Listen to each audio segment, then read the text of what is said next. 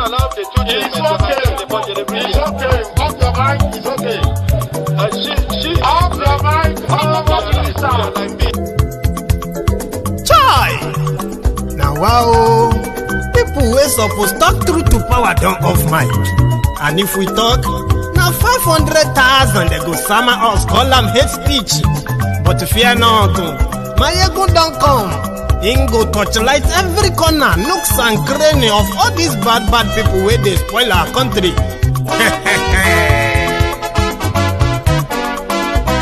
So my people make we laugh, oh yo yo. Maiyegun don't come, oh yo yo. My people make we shout, oh yo yo. Maiyegun don't come, oh yo yo.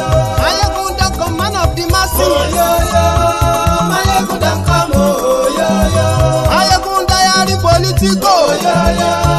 Maiyegun don't come, oh yo yo. This one not the off in mind, oh yo yo. Maiyegun don't come, oh yo yo. Can in the touchlight every corner, oh yo yo. Maiyegun don't come, oh yo yo. Okay, some people be they holla say they want the power. Chai, them be promise us say we go get light and power. Them hustle sote they can't get the power. But now they know they do anything with the power.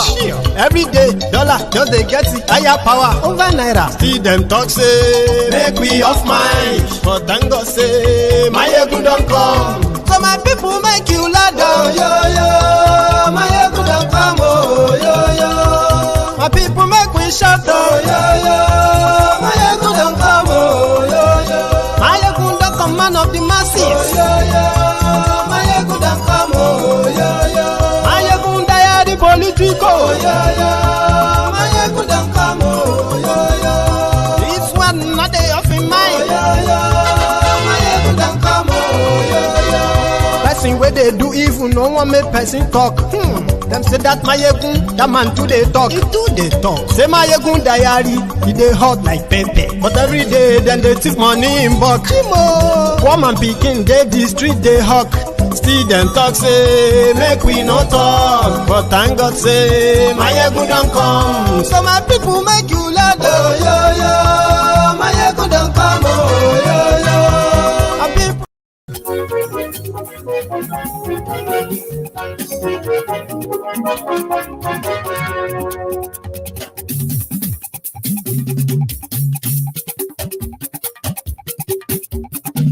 Hello there. Maiyegun diary, Maiyegun number one.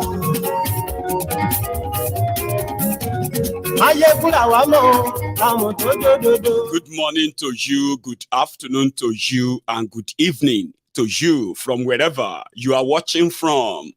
This is Maiyegun live. Glory Facebook, glory YouTube. Maiyegun diary, Maiyegun number one. Gbogbo ṣe ń lọ ni Maiyegun já wa sí. Maiyegun diary, Maiyegun number one. Àṣírí ọ̀jẹ̀lú kì í bò níbẹ̀ o. Maiyegun diary. Thank you so much for joining me. Please share this broadcast. Invite your friends. Invite your not so friendly friends. Tell them Maiyegun today. Wàá gbọ́ níbẹ̀ o. Maiyegun diary. Somebody told me on MaiyegunsDiary Politico on Facebook. He said, continue crying. That's why I said, continue crying. And I replied him, I said, time to cry never start, bro. Now everybody go cry, including you, the Lagos support Bakus. Some guys came in and they were like, oh, you are stupid. Look at you. You are telling him that he's going to cry. Somebody that lives in the UK. No, he's right. Everybody go feel it.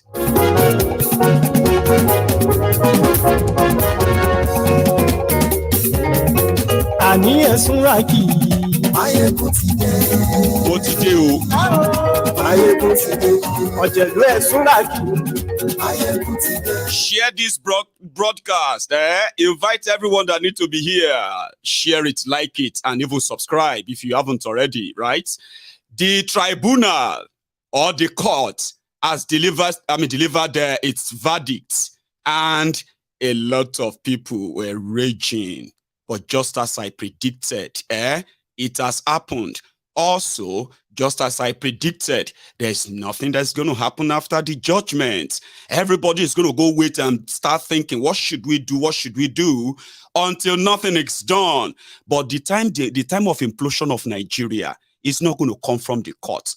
A lot of you who have expended your time for the past 1 year, hoping, moving, mobilizing, campaigning, educating, people to go and get PVC, because PVC is their greatest weapon.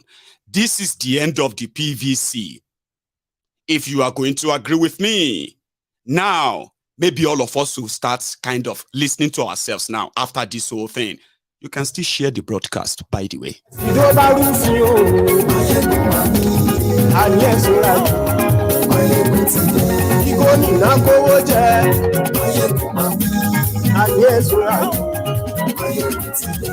I'm not trying to mock you, but there's nothing you're going to do. There's not going to be any protest. There's not going to be any revolution. There's not going to be any reaction after the court judgment. Everyone is going to stay there confused. And this is going to pass.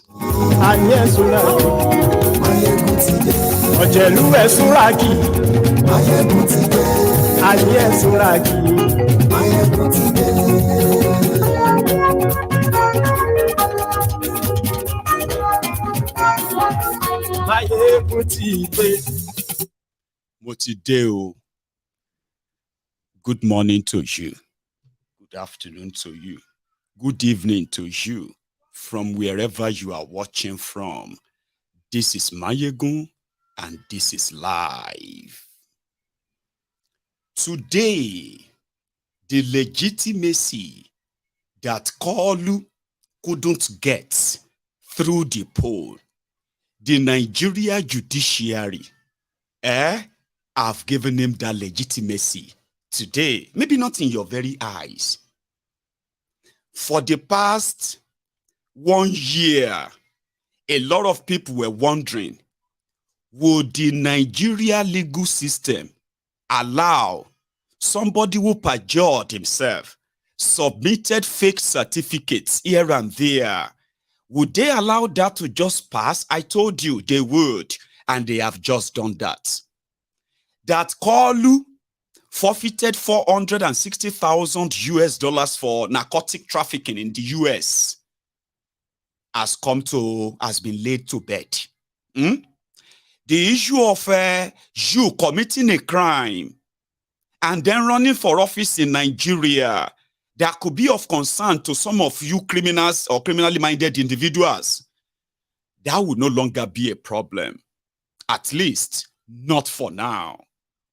Also, the fact that Peter Obi and his team, they were carrying boxes and boxes upon boxes of evidence, they called it. We saw them labeled, listed, and the rest of them. But according to the courts, Peter Obi presented no evidence at all to challenge this whole thing. 18,000 polling unit results that got blood that couldn't be read at all. According to the court, Peter Obi didn't tell them which polling booth or what polling booth, what polling unit or what that. No evidence. Also, before they even delve into the detail of what they were reading, technically, they said Peter Obi and Labour Party, all of the witnesses that they presented, out of 13 witnesses, 10 of them, they did not submit their names as part of the petition. It was later they added it. Also, the court said Peter Obi's petition is frivolous, empty, and mostly time wasting, because Peter Obi gave no reason to what? To declare him a winner, or even answer any of his prayer. Same thing happened to Atiku. Ladies and gentlemen, according to the Nigeria court, again, You see that APM petition, they are also bordered on Tinubu's qualification and disqualification, right? Got dismissed, okay? The issue of 25% in Abuja, Abuja is not special. Forget about what is written in that constitution. Abuja is just like every other state, even though when the people of Abuja FCT took Nigeria to court, that they wanted to be electing their own governor. They don't want somebody appointing minister for them, so that, they should be treated just like every other state. The case was thrown out. It was like, no, it lacked substance. But in this tribunal trial, Abuja is not special. Okay? Abuja is like every other state. Therefore, you don't need any 25% in Abuja to be president of Nigeria, by the way. So, on the issue of drug trafficking and forfeiture of money, the tribunal said, since Tinubu is not bad or banned from entering the United States, and the United States Embassy in Nigeria also gave them a letter which was presented by Iron Ikpekun that Tinubu had no case to answer in America. Okay, even though now the same tribunal issued subpoena that all those witnesses presented should be presented, right? Now, the tribunal now kind of feel like, no, we shouldn't have given you the subpoena. So the 10 of your witnesses and all of the evidences, everything that comes with them, we're not taking them. 18,000 blood polling unit results that was presented. Remember when they were presenting that, INEC said, objection, my lord, don't accept that evidence. Even though it was INEC that gave them as evidence, right? They objected.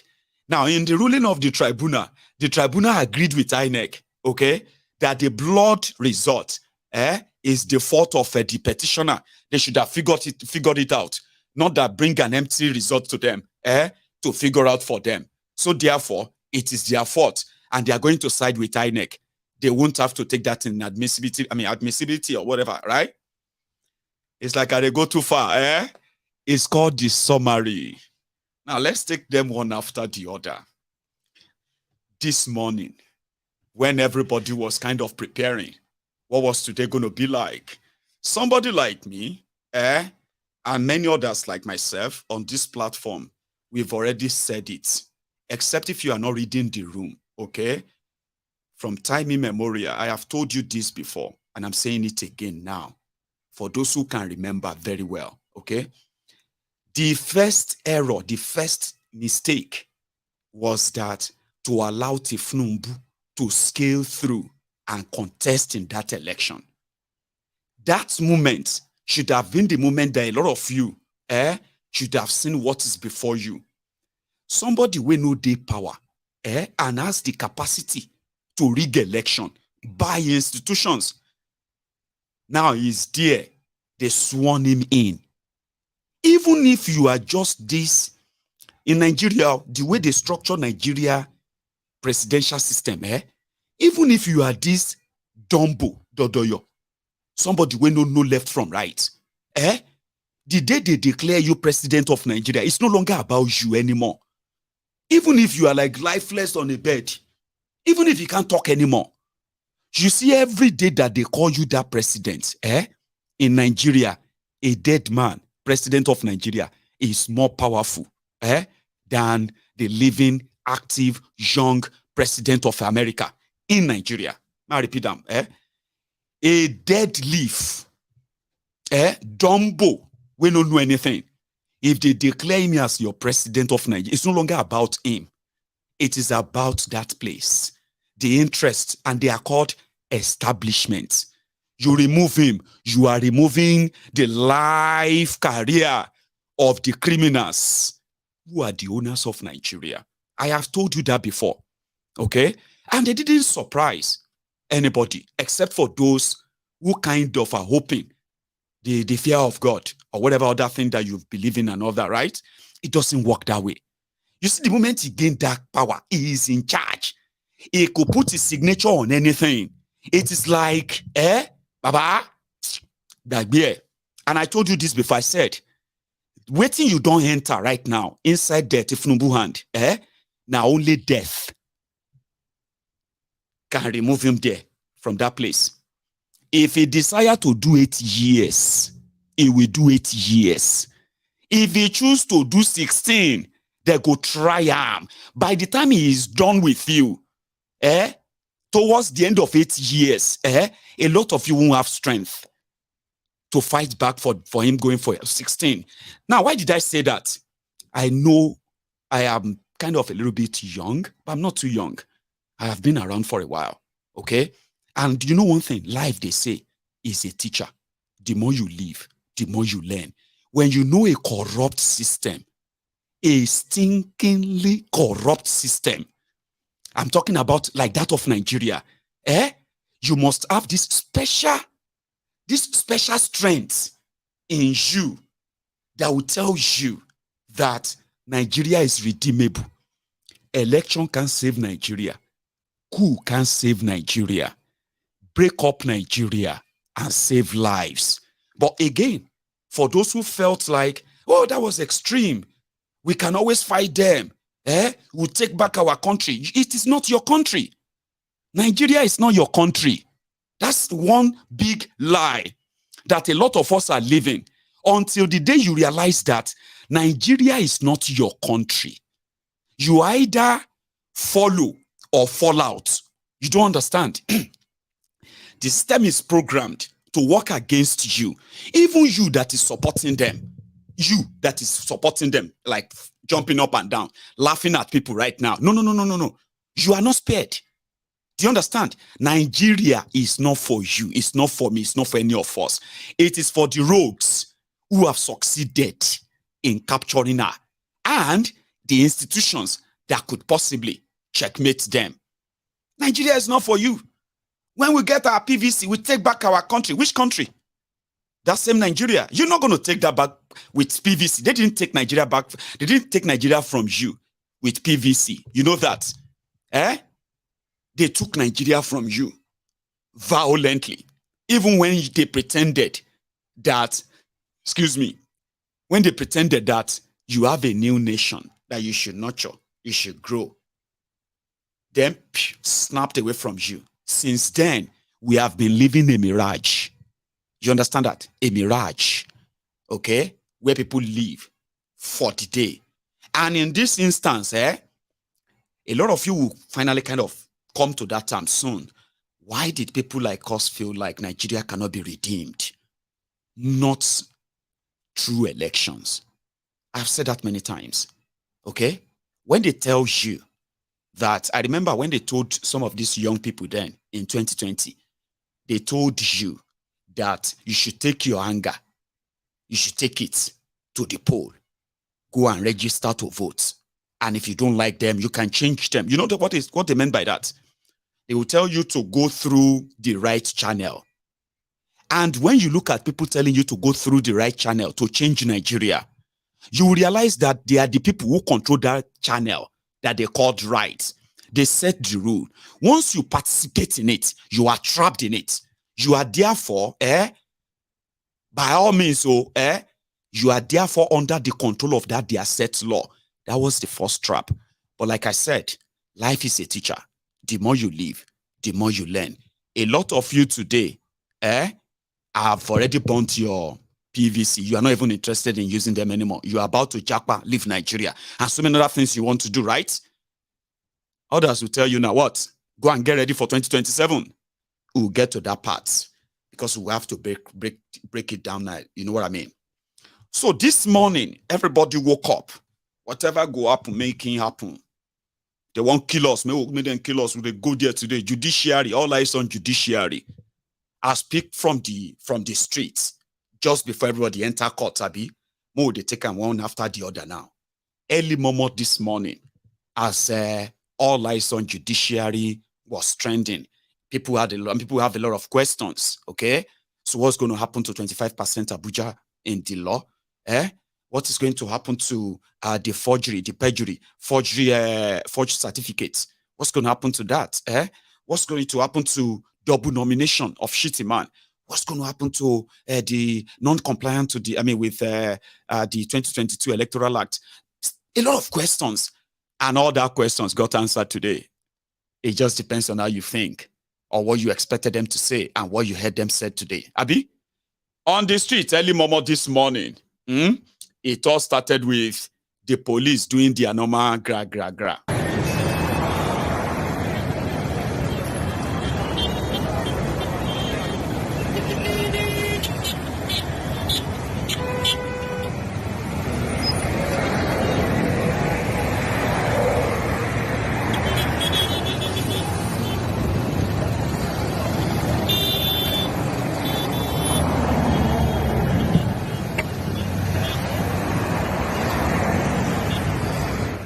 I think they called it a show of force, just to show people that if you do anyhow, you see anyhow. Even Asari people quickly arrived too in the morning.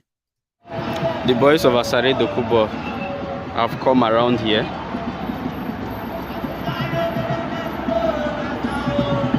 This is definitely Asare Dokubo's boys.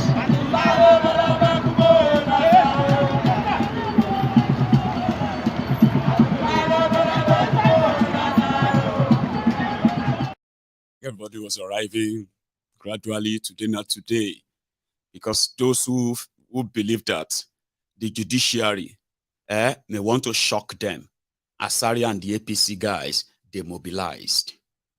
The obedient themselves, as usual, they mobilized. Okay? And then the Atiku guys and all of them too. Everybody. Appeal court. Yeah, I think this is also part of that. Will you die for Nigeria? We have seen the way they suffer. KK drivers, yesterday they match all their KK, they match all their machine, they broke clothes, what is for the sell, destroy everything with fire. How will they cope? At the end of the day, they will give the law. They will give the right people. Now they will say they're criminals, because what they're doing, they are taking the opportunity away from them. How can we continue in this way? They will come and destroy where you are living. Yes, how can we continue in this way?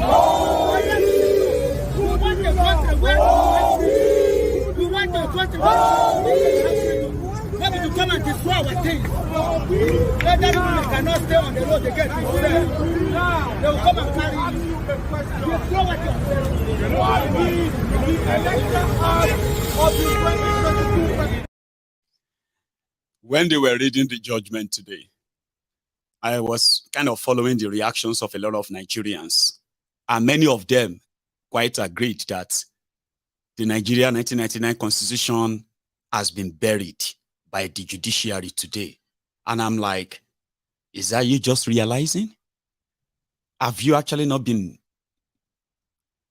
hearing things or seeing things about this fraudulent 1999 constitution? Do you not think it's one day going to be a problem like this? No? That's how messed up Nigeria is. It's going to be a long night. I hope you have the time, by the way. Let's go back to the front, the people's reaction this morning. In this country, we want judiciary to do nothing but justice. Give us judgment regarding the election of 2023. We need nothing but justice. Our will, our exercise must not be truncated by anybody. We want judiciary to stand tall and declare judgment concerning presidential election. We are working on them. We are looking on them. Our eyes and heart and mind is set on them, that they should not destroy the future of this country, because all Nigerians' eyes are on the judiciary. My young men, your future is at stake. Should judiciary do any mistake and declare wrong judgment, the election is finished and the hope is closed.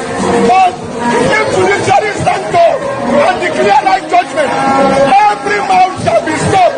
Nigeria will march forward and create progress to a very high. Thank you. Keep on the struggle. We are with you. I am Mr. Edwin Christian.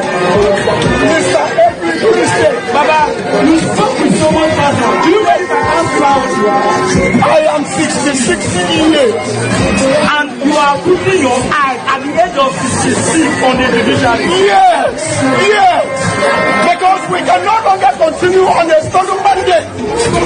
Nigeria cannot survive on a stolen mandate. Nigeria can only survive when there is true democratic government. The man elected by the people to take up the mantle and deliver the nation from all the mess we have suffered in the hands of criminal leaders. We shall no longer continue in criminal leadership and governance of this country. We should be tired of it. Thank you so much, sir. God bless you. Thank you for supporting. Somebody said, tell Peter Obi to go back to his Agulu. He will never rule Nigeria. That's great, Baba. But did you know that Peter Obi is a member of the elite too? Which means whatever they turn Nigeria to, it stands to benefit. Why the rest of, just like the rest of those you probably think will be punished for, like, you know what I mean? He is a member of the elite himself. He is a capitalist himself.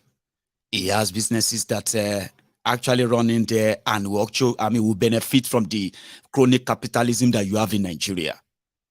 He's probably never going to, well, anyway, you all know that, so I don't have to repeat that. But the point here is this.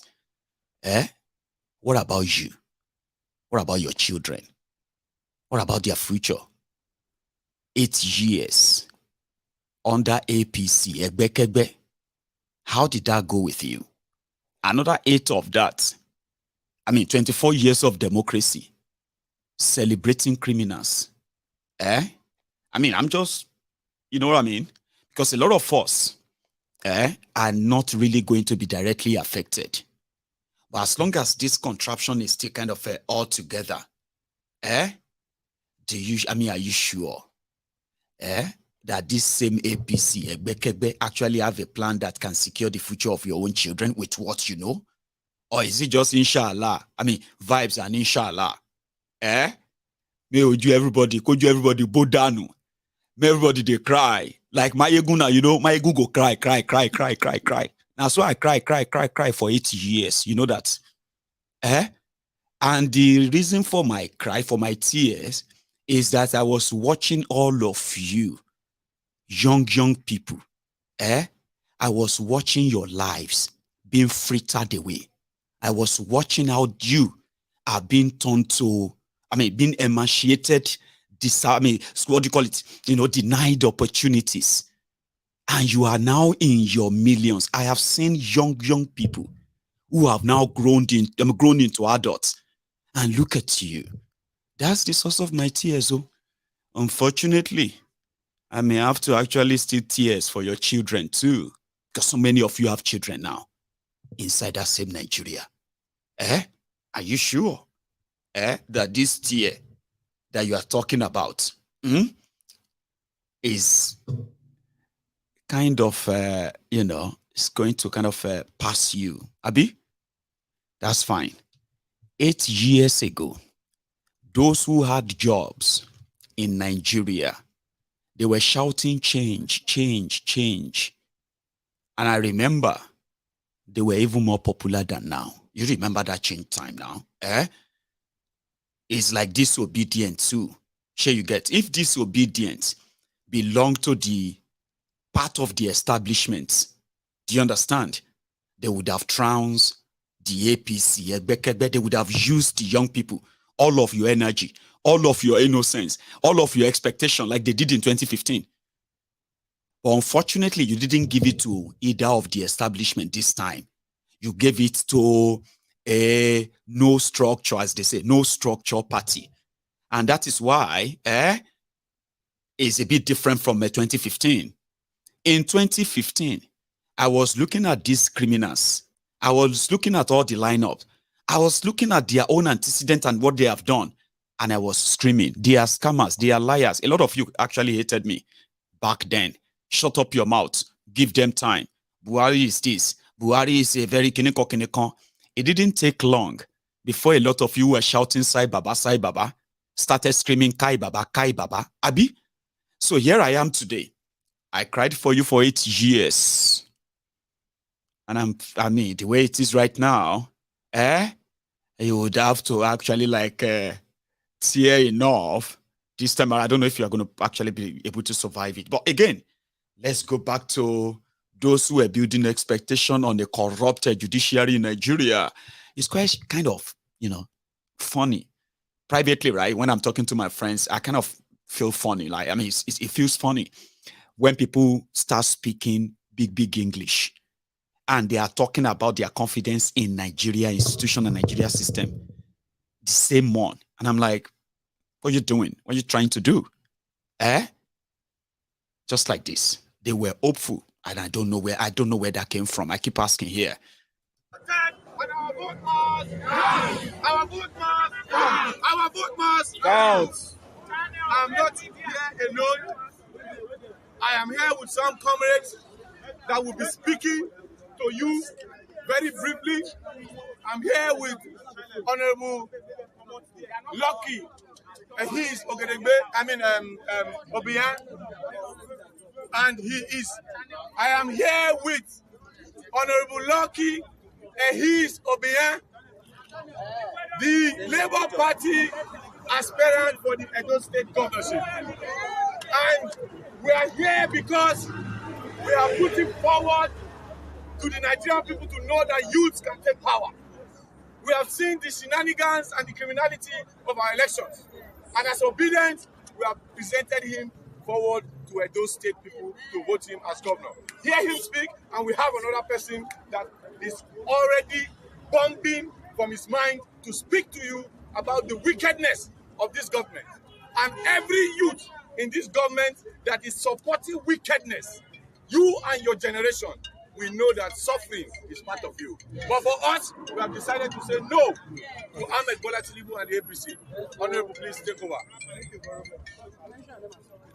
Yeah, we are here. I'm Honorable Lucky. Yes. Quiet now. Quiet. Ladies and gentlemen, you all know why we are here today. Sir, introduce yourself. I just did that. I'm Honorable Lucky Obian of the Labour Party. The candidate. The governorship aspirant for the Edo 2024 general election. Woo! We have been at the vanguard of promoting transparency, accountability, and good governance. We have been on the streets of Abuja to reawaken the consciousness of the Nigerian people. Nigerians know who they voted for.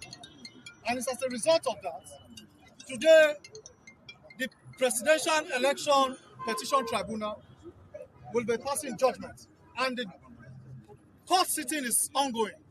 It is important to inform Nigerians, as we speak currently, an amorphous wing of the All Progressive Congress, in the capacity of a Niger Delta ex-militant, has been given access close to the courts, while other political party supporters have been denied access close to the courts. It is also important for Nigerians to know that as judgment is ongoing currently, the Nigerian government, under the illegitimate rule of President Ahmed Bola Tinubu, they have connived with what we call NEPA to shut down the entire power of Abuja and Nasarawa State, to make sure Nigerians don't have access to the life proceedings going on. This will not be allowed.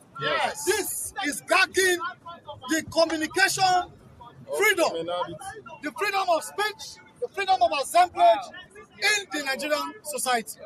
This is not allowed. This is an aberration. Today, we are reminding the judiciary that any amount or any attempt or attempted attempt to subvert the will of the people will be met with strong resistance. Yes. It will be met with strong resistance. Yes. Rigging is a coup d'etat against the constitution of any clime in any society.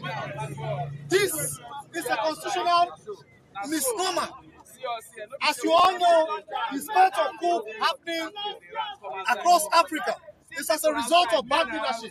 Sit-tight leaders who perpetuate themselves in governance, who create ruling dynasty in governance. Nigeria is not far-fetched. Nigeria is not far-fetched.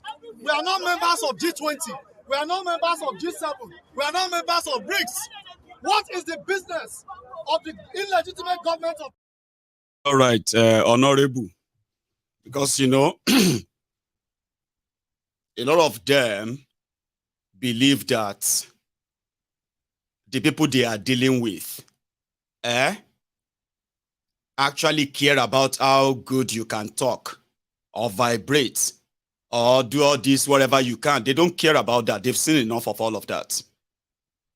It was like it was there saying we want the judiciary if they try anything today, blah, blah. That was in the morning, you know.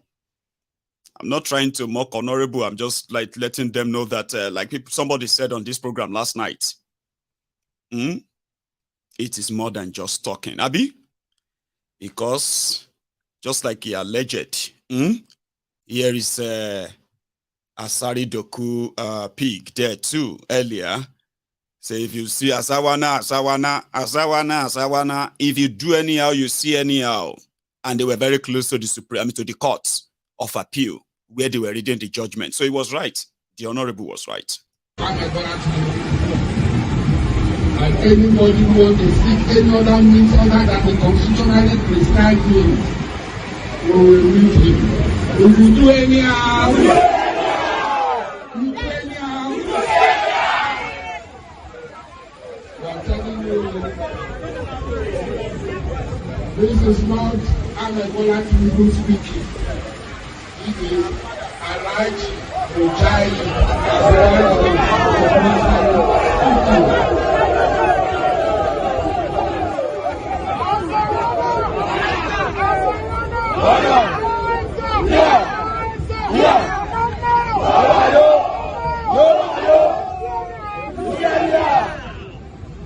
because your cheap blackmail will not work. Don't bring them a Tinubu to this matter. Alhaji Mujayi of Pasare has been talking. I don't need anybody. I am not a robot. Or that one when you are small, that is the I am Momoge. I am my own man. I have told you. Hear me very well. You do anyhow. Anybody who is sponsoring you, any coven where you are hiding, any principalities and powers, wicked people in high places. If you are with them, you are in consult with them, and you think you will take a mandate of the people, you cannot take it. At all.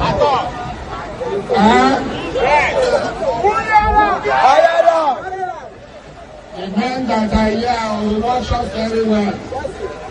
We are battle tested.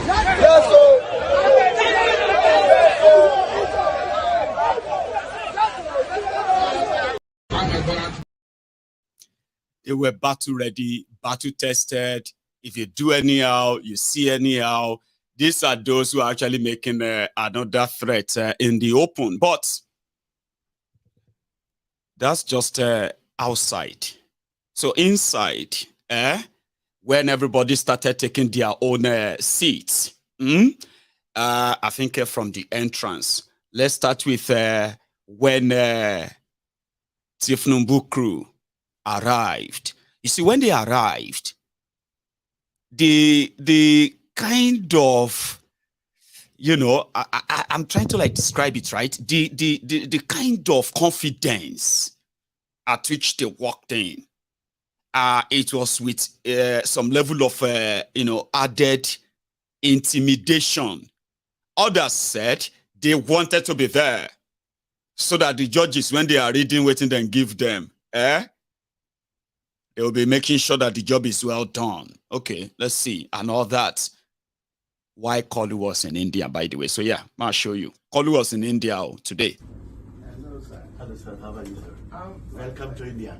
Thank you. So happy to have you with us. Good to be with you. You are the first president of Nigeria from Africa for the G20 meeting you are here. And we are so happy that this will bring a lot of good luck to Nigeria. Thank you so much. And to tell you. Hello, sir. So Kolu met a billionaire in India, but back in the courtroom, it's like a squad led by Ribadu, or should I say, Shitty Man. Let's start with that.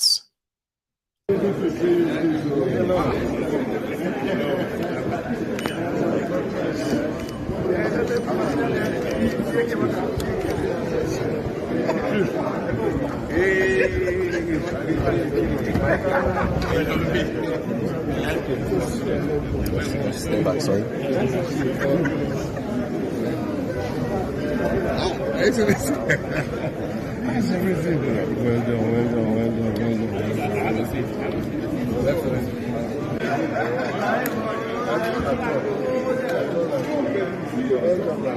Well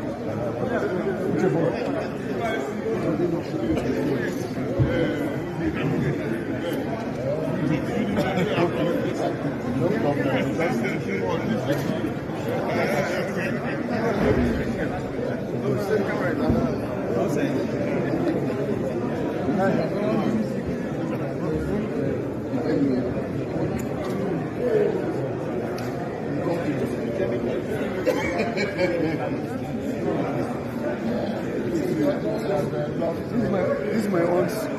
Was it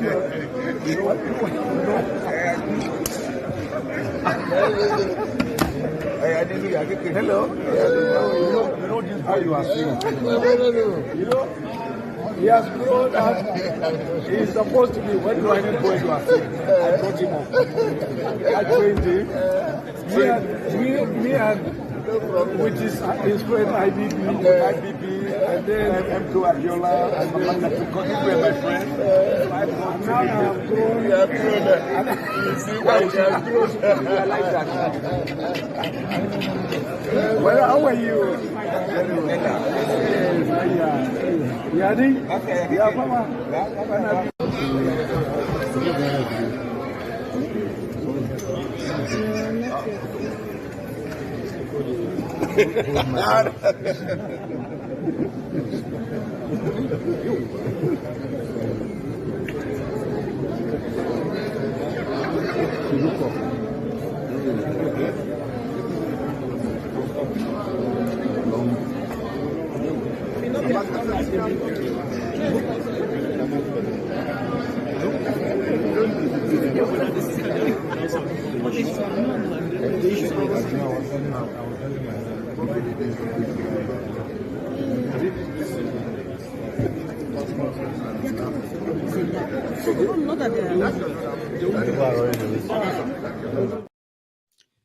So, Peter Obi, Atiku, and Tinubu, the trio didn't go to court. They didn't appear. Now, let me give you the summary of what happened, especially in that court today. It's a long read for hours, so, and I think they are still reading it, by the way, that of Atiku. However, when they started the case, they started with APM or something. That is another political party that is filing their petition on disqualification of Tinubu. That based on his forged school certificate, as well as a double nomination for Shetima. So they wanted Tinubu to be disqualified. Number one, on the double nomination of Shetima. And they cited the case between Leon and Diri of Bayelsa, where the deputy to Leon, David Leon, right, was caught submitting a forged school certificate. And therefore, the main candidate, Leon, who just won an election, got disqualified even by the Supreme Court. So citing that, when the tribunal will respond, one, the tribunal started explaining to the petitioner that most of what they are asking the tribunal to do for them is pre-election. Do you understand? Which means the nomination of Shetima as running mate to Tinubu, right, was done by the political party APC. And it is the business of APC on who they choose and when they submit them as well, kind of. So, the double nomination or any other thing, even though in his own in his own belief, that's the tribunal judge, he said in his own belief, it wouldn't have amount to disqualification because it is none of the business of another political party, of how a political party nominates their candidates or the running mates. So in a nutshell, right, according to them, it is the political party that nominates candidates for election. How that candidate, whether that candidate has been nominated for a position before, and they withdraw that and they have to put him on another nomination, they do both at the same time, that is the business of the political party. It is none of your business as opposition. Okay?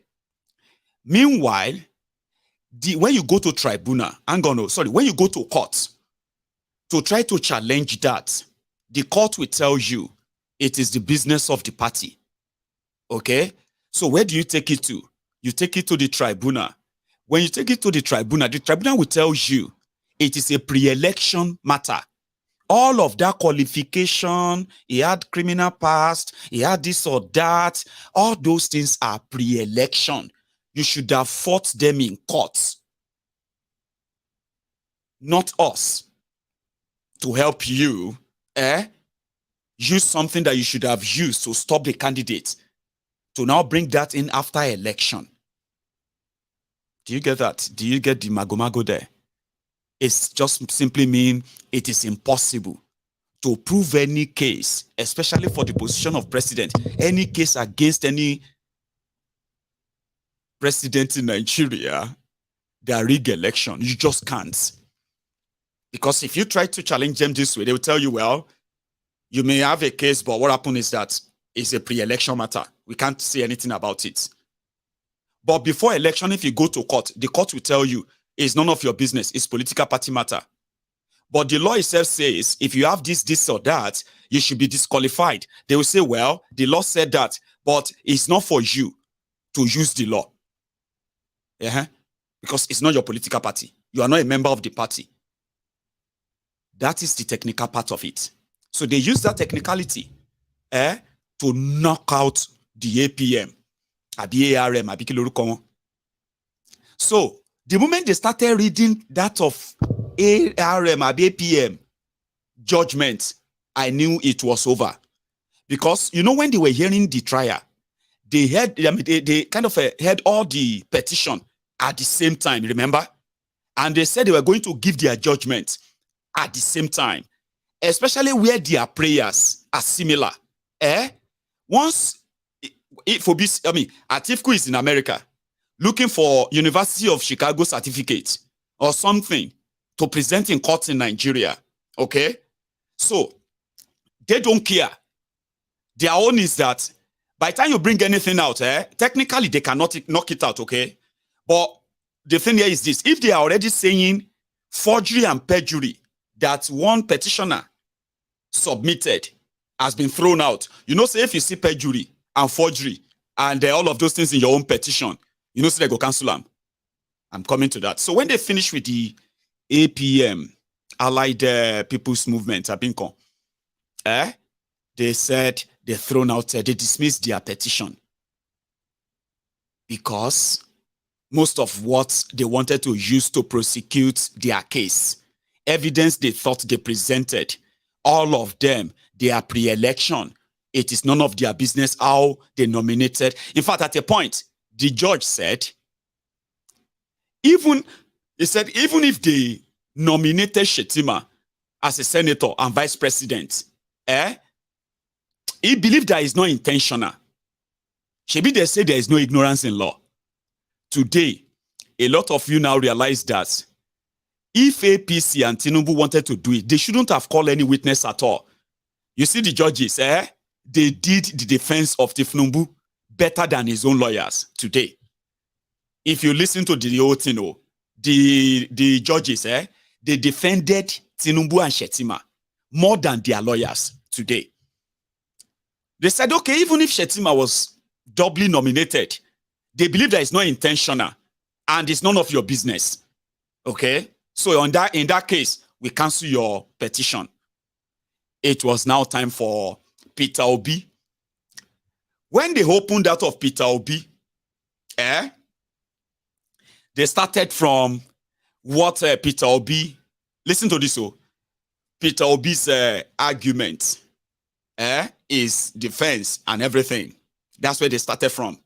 Before they now got to the defense of Tinubu and Shetima. Now, they will read Peter Obi's lawyers, argument. They will now read the defense put forward by Tinubu's lawyers during those hearings. All these things you are seeing them, you heard them reading today. Those were the arguments between the two lawyers during the trial. That's what they were reading. But if you pay attention very well, when they finally read the part, they will now add their own statement, which is their own observation before judgment.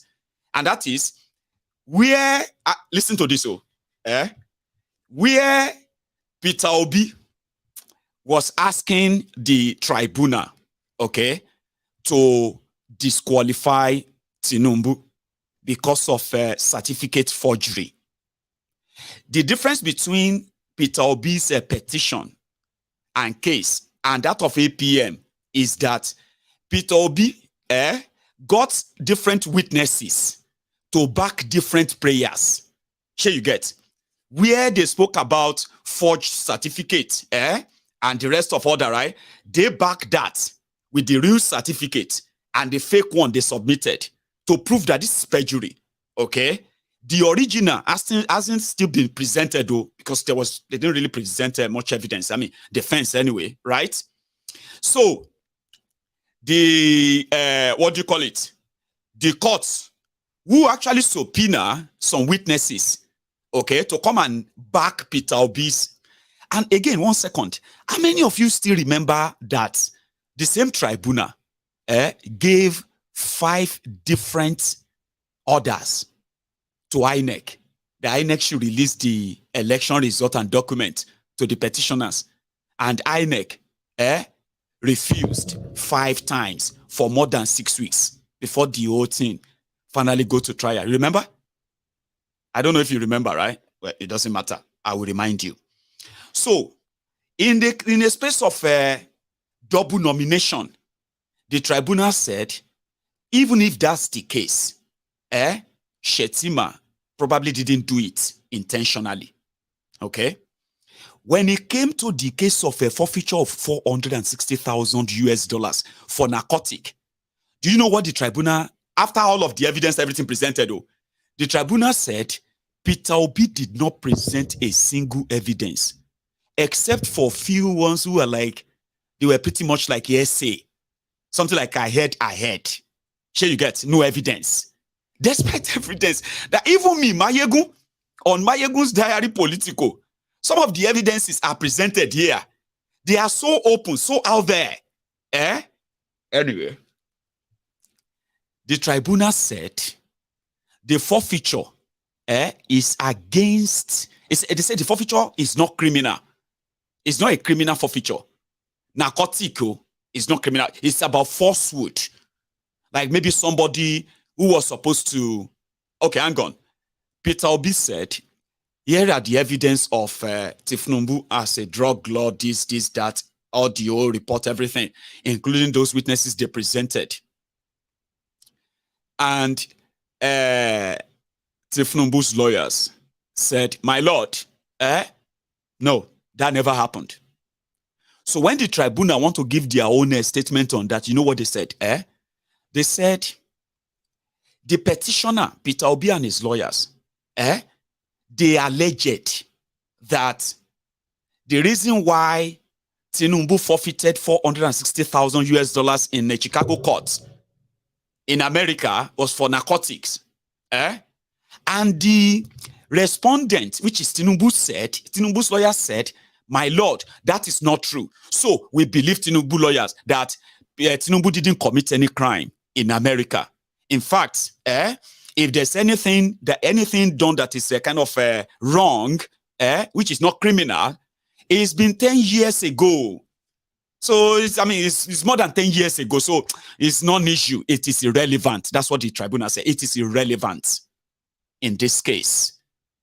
So they agreed with Tinubu's lawyers that forget everything everybody is presenting. Okay, it never happened.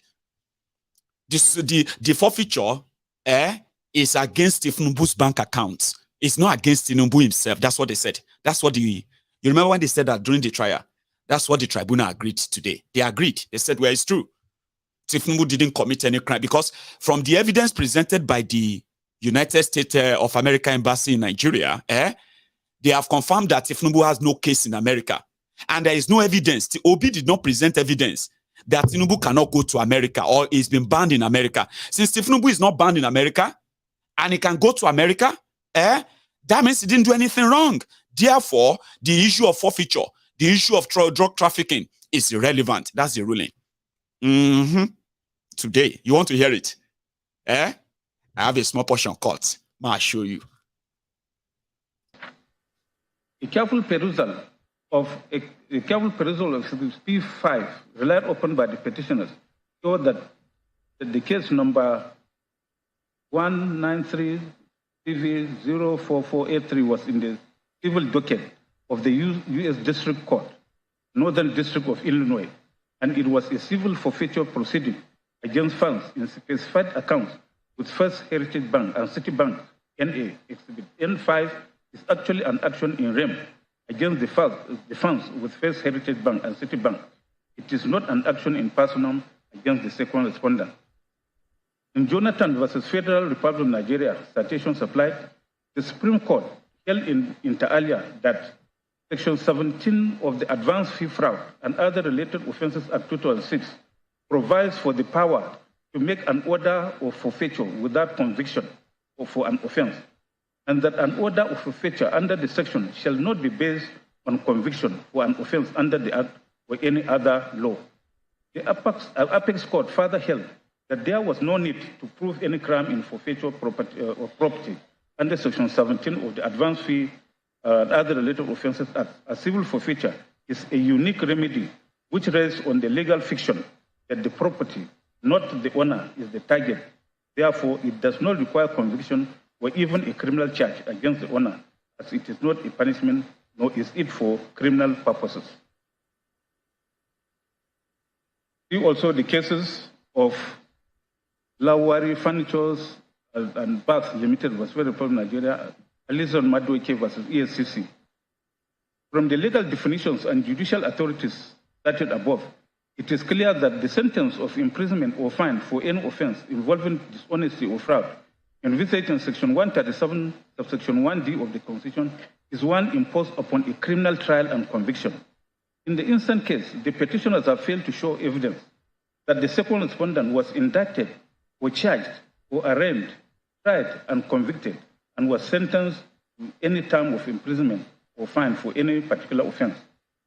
On the part of the second and third respondents, they have contended that the second respondent was never fined for any offense and has no criminal record in the United States.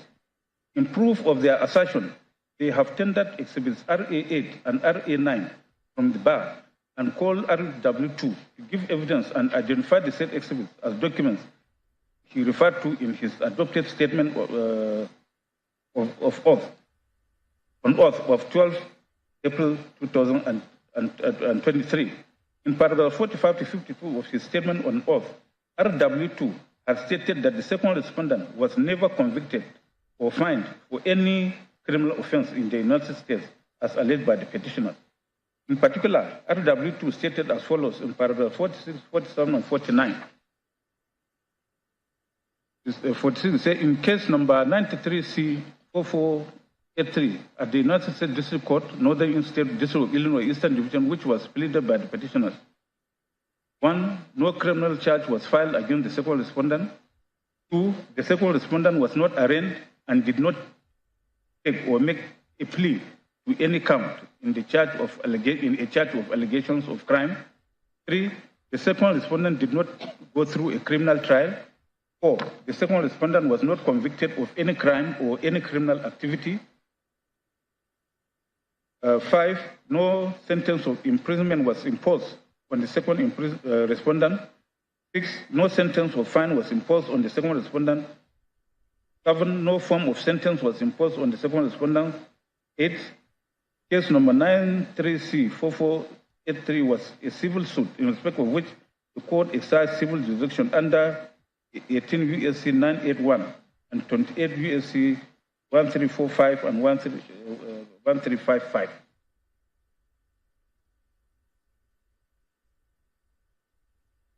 In paragraph 47, he said, I also note that in case number 93C4483 at the United States District Court, Northern District of Illinois, Eastern Division, no impersonal criminal sentence was imposed on the second respondent. 49. The second respondent was not convicted in case number 93C4483, United States District Court, Northern District of Illinois. The United States of America, through its embassy in Nigeria, had, by a letter dated February 4, 2003, addressed to the then Inspector General of Police, confirmed that upon the record checks for the Federal Bureau of Investigations, National Crime Investigation Center, NCIC, the Centralized Information Center that maintains the record of every criminal arrest and conviction within the United States of America, there were no records of any form of criminal arrest, warrants against the second respondent. I shall rely upon a copy of the said letter of February 4, 2023, signed by Michael M. Bonner. Under cross-examination by the fourth respondent, RW2 has stated that as a practicing attorney in the United States, he knows that there cannot be a conviction unless there is an indictment. He also stated that exhibits RA8 and RA9 gave the second respondent a clean bill of health. Did you hear that? As you know, people have already said that law is law. Emotion cannot change that. That a lot of you are just being emotional. The law is the law. What do you expect? Since Obi no prove anything. How could you? They said they didn't even prove how he scored the highest votes. And all of those things that their media are already spewing. So, Baba, when somebody said that when Obi and his people, when they were lifting boxes, you remember all these kind of images when they were lifting boxes as evidence.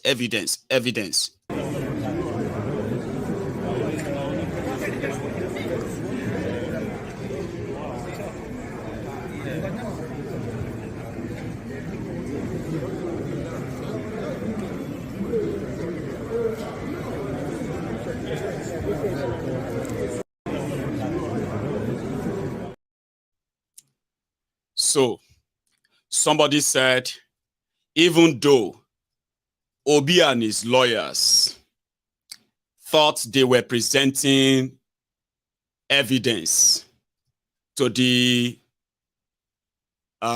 tribunal, in those boxes, as supposed said, every evidence of rigging in each local government area polling unit of each state, they sort them in each box.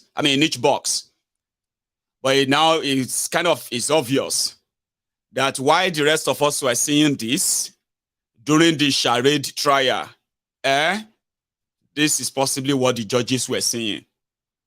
And that is why when they were writing all of their results, write their judgments, that's why they said it's all waste of time. It couldn't prove anything, and on like that. So it's not surprising, even though it might be a little bit condescending, but it is what the judiciary did today. So, going forward, on the issue of dual citizenship that Tinubu didn't declare, talking about the Guinean certificate, I'm sorry, it's the Guinean citizenship. You know what the tribunal said? That's irrelevant. Even though your law said, at least if you have any of such citizenship, you are expected to at least make declaration, a disclosure, kind of, so that they will know that, oh, the person who wants to be the president of Nigeria is this, that, and all that stuff. It's like the law. But when it goes to when it got to the tribunal, they said that's a non-issue. Remember that Ronnie Pekun indeed defended that by saying the passport expired in 2020. Therefore, the citizenship has also expired. And that's exactly the position of the tribunal today as well. Now, going forward, the issue of transmitting results. Give me 1 second. So the issue of transmitting election results through the IREV, Nigeria invested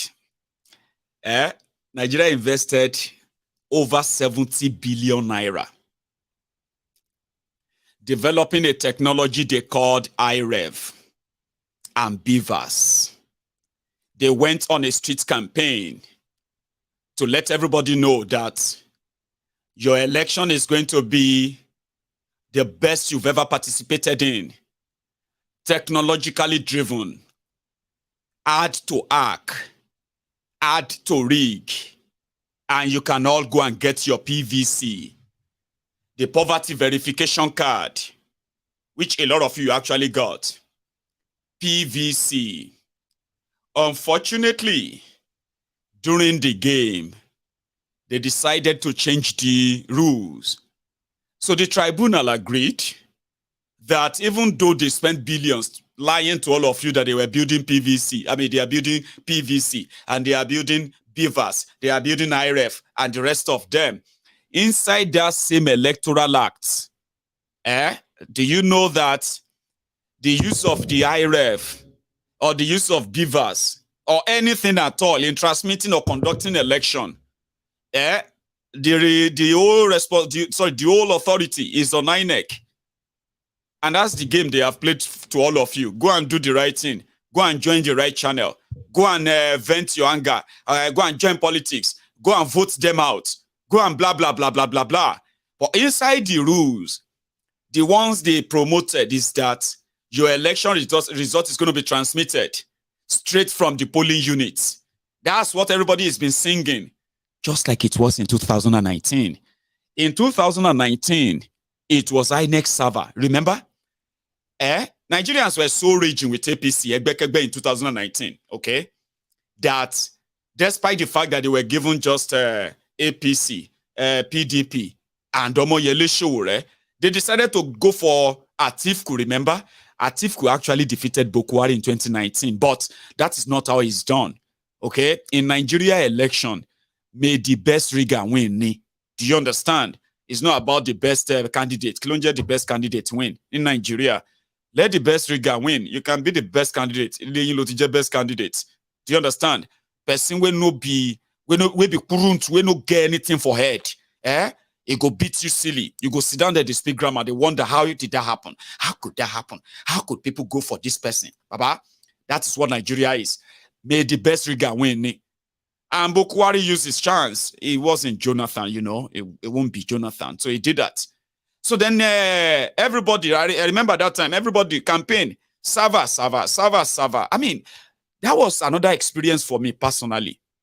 And that is why I have no regrets speaking to a lot of a young mind to try to let them know that whatever they tell you about Nigeria, whichever angle they take it, whichever thing they call it, once they say we need to rescue Nigeria, rescue our one paro fueni, you must be able to kind of differentiate in rescue for who to who, from who, and the rest of that. Sure, you get, I have seen enough.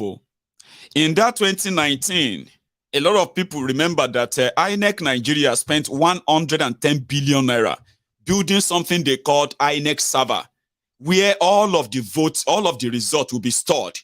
And there's a back end there to save all the votes, so that if you go to a tribunal, the results are going to be there. Everybody just go straight to INEC server. I don't even know how they manage to sell that. What is server? What is INEC server? That's the scam they collected over 100 billion naira for in 2019. And truly, all of us, so educated, at the uneducated, all of us started shouting server. Where's the server? Server. Bring out the server. If they bring out the server, the real result is inside the server. The server is there. Atiku he went to court. He was asking the court to tell INEC to give them server. On the day of the judgment, you know what they said? They said technically, you cannot make a mechanic to come and drive a plane. Technically. So which means it don't make any sense at this point, Baba, to believe anything the INEC told you. Even if they don't fool you, you should at this point, That was what a Tanko technicality said then. Technicality, for the first time, I heard onto that word. I used that word many times.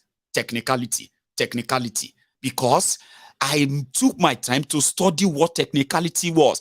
Technicality is that you cannot win a case against the establishment that conduct an election that is already rigged against you. Everything you need to fight that rigged election, and them supposed give you. If the contest say no day. If he didn't day. How do you fight? How do you fight for what is right when the real information are not given to you? Meanwhile, the law says they have to give you all of that information to fight your case. Now, from that server time, but now that time I know Nigeria nobody feel save Nigeria anymore. You know why? Young people, Atiku boys, who were shouting server. It just happened like magic. Hey, suddenly they started saying, there is no server anywhere. There is no server. Server, forget server. Forget server. They shall divided them. I remember that time on Twitter. They divided. Actually, they gave them money.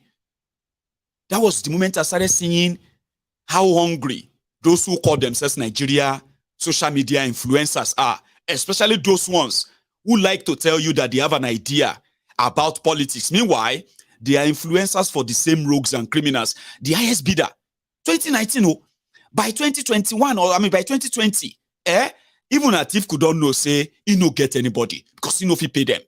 Now them, they defend Buhari. Now them, they defend INEC. It was so ridiculous, yeah? Atiku's boys, started defending INEC. But they are saying, no, they don't like APC. APC government is this, Bukwari is that. But Ashe na INEC contra, this same Mahmoud. So whenever they started shouting IREF, Beavers, everything they inside their Beavers. You must put everything inside Beavers. Everything must be inside IREF. Let us go back end, let's say back end, kinikon, let's say digital food. You don't understand who you are dealing with. There's nothing logical that makes sense to them. We are talking about career criminals. It wants sort of law against people who actually knows every corner you want to pass. Now them create the whole corner. Nigerians didn't write the constitution. A lot of you today are telling yourself that the constitution is dead. Nigeria constitution is dead. Now you they know. A lot of us have realized that a while back. And we have been screaming that until all of you knows that until that constitution is gone. And for it to be gone, you have to shut down this entire establishment, this entire system. You're on your way to that place, so don't worry, you get there. But a lot of us who have seen that, the trashy paper called 1999 Constitution, as long as it exists, Nigeria will never know peace. Nigeria will never know progress. Nigeria will never know development. And those who are benefiting from it, they will tell you nothing is perfect. Why they what? They use the future of your children to play kalo, ludo, ludo, yeah? A lot of us knew you had no constitution, you have no nothing there.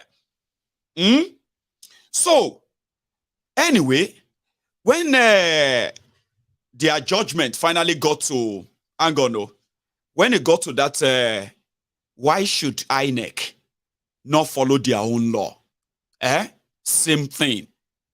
INEC said, now part 1 you they read. All this IREF, beavers, all these things, all of you they shout everywhere.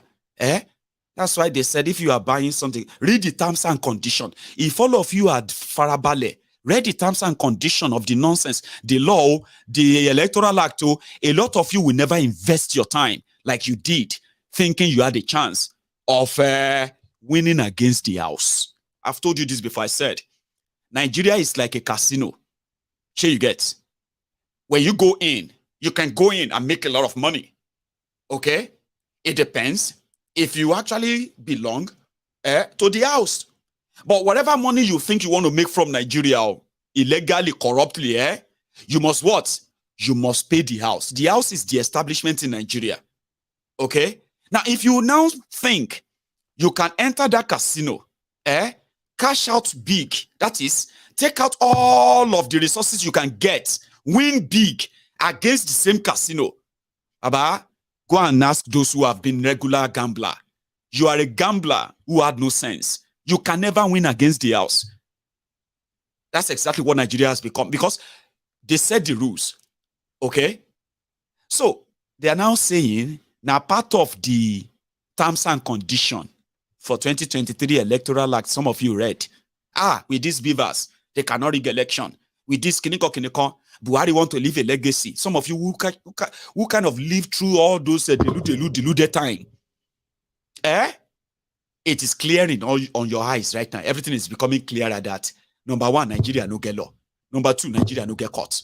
Number 3, there's no institution to stop anybody. Number 4, you are at the mercy of state capture criminals. Baba, you are done for. I wish I could say it's even more like better than that. You are done for. So INEC don't come out talk say, inside that same section B, section T, section me, go and read section B, C, D, M, Z. He said, yes, we can use IRF to transmit, okay? And we can also carry the result on top bike, go and take it to somebody. It is also transmitting. Manually, electronically, now we go decide, not you. That wasn't what you told us. You told everybody that they would transmit and everybody was getting ready. No. Yes, we said that, but that's not the whole story. So today, the tribunal said, just like they did in 2019, INEC is the only one that can decide how they want to transmit their results, election results. Okay? Because the law says they are the only ones who can decide. So you see all the witnesses that they brought. Listen to this one. The witness they brought from Amazon. You know, saying Amazon built that portal. That IRF. Now Amazon build them. Now Amazon build the beavers machine where you gonna go they take picture of your voter's card. So Peter Obi and Labour Party, they brought in somebody who worked for Amazon, experts. They said an expert. They subpoenaed the person they brought him and brought her. When they are reading the judgment today, you know what they said? They said she had an interest in the case. She stands to benefit if they declare Peter Obi winner based on her evidence. So because of that, our evidence, whatever, is inadmissible. We are throwing it out. We cannot take our evidence. Did you hear that? They said some of the witnesses for Labour Party, Peter Obi and Atiku, they said some of them who came in to be witnesses, they came to witness because they will benefit from the victory of either Atiku or Obi. But Yemi Bamidele, elected senator of APC, deputy Senate Senate leader right now, is the only witness called by Tinubu and APC. Only witness. He's already been rewarded. He's been made the leader of the, the leader of the Senate. You know what I mean?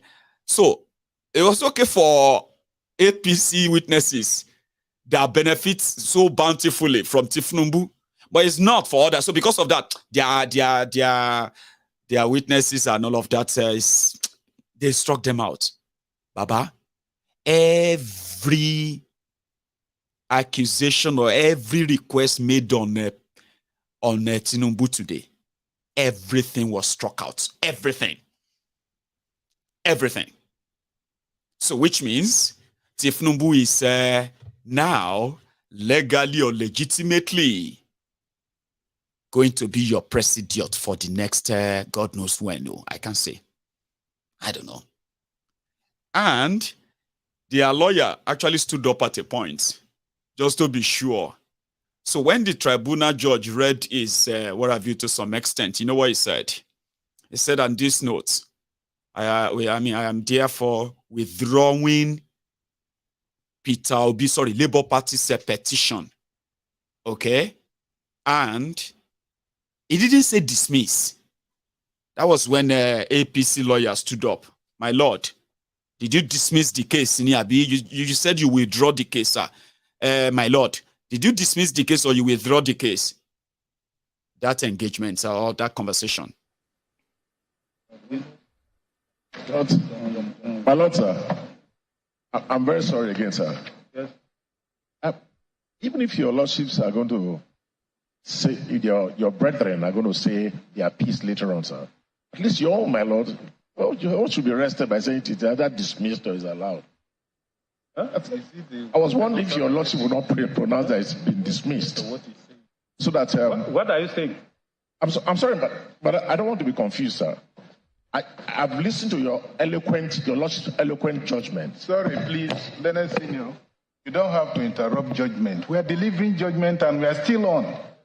Please leave the judgment where it is. My lord, I'm very sorry, sir. If you are confused, when you get the judgment, you read it. No, my lord, I'm not confused at all. Okay, then please. I'm making a suggestion. No, you don't have to suggest to us how to deliver judgment.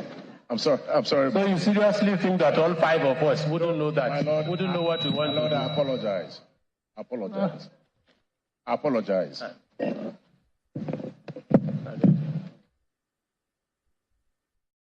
He was jumping the gun. Why are you jumping the gun? Sit down there. Just follow the whole script. We are following it one after the other. Don't jump the gun, man. Sit down.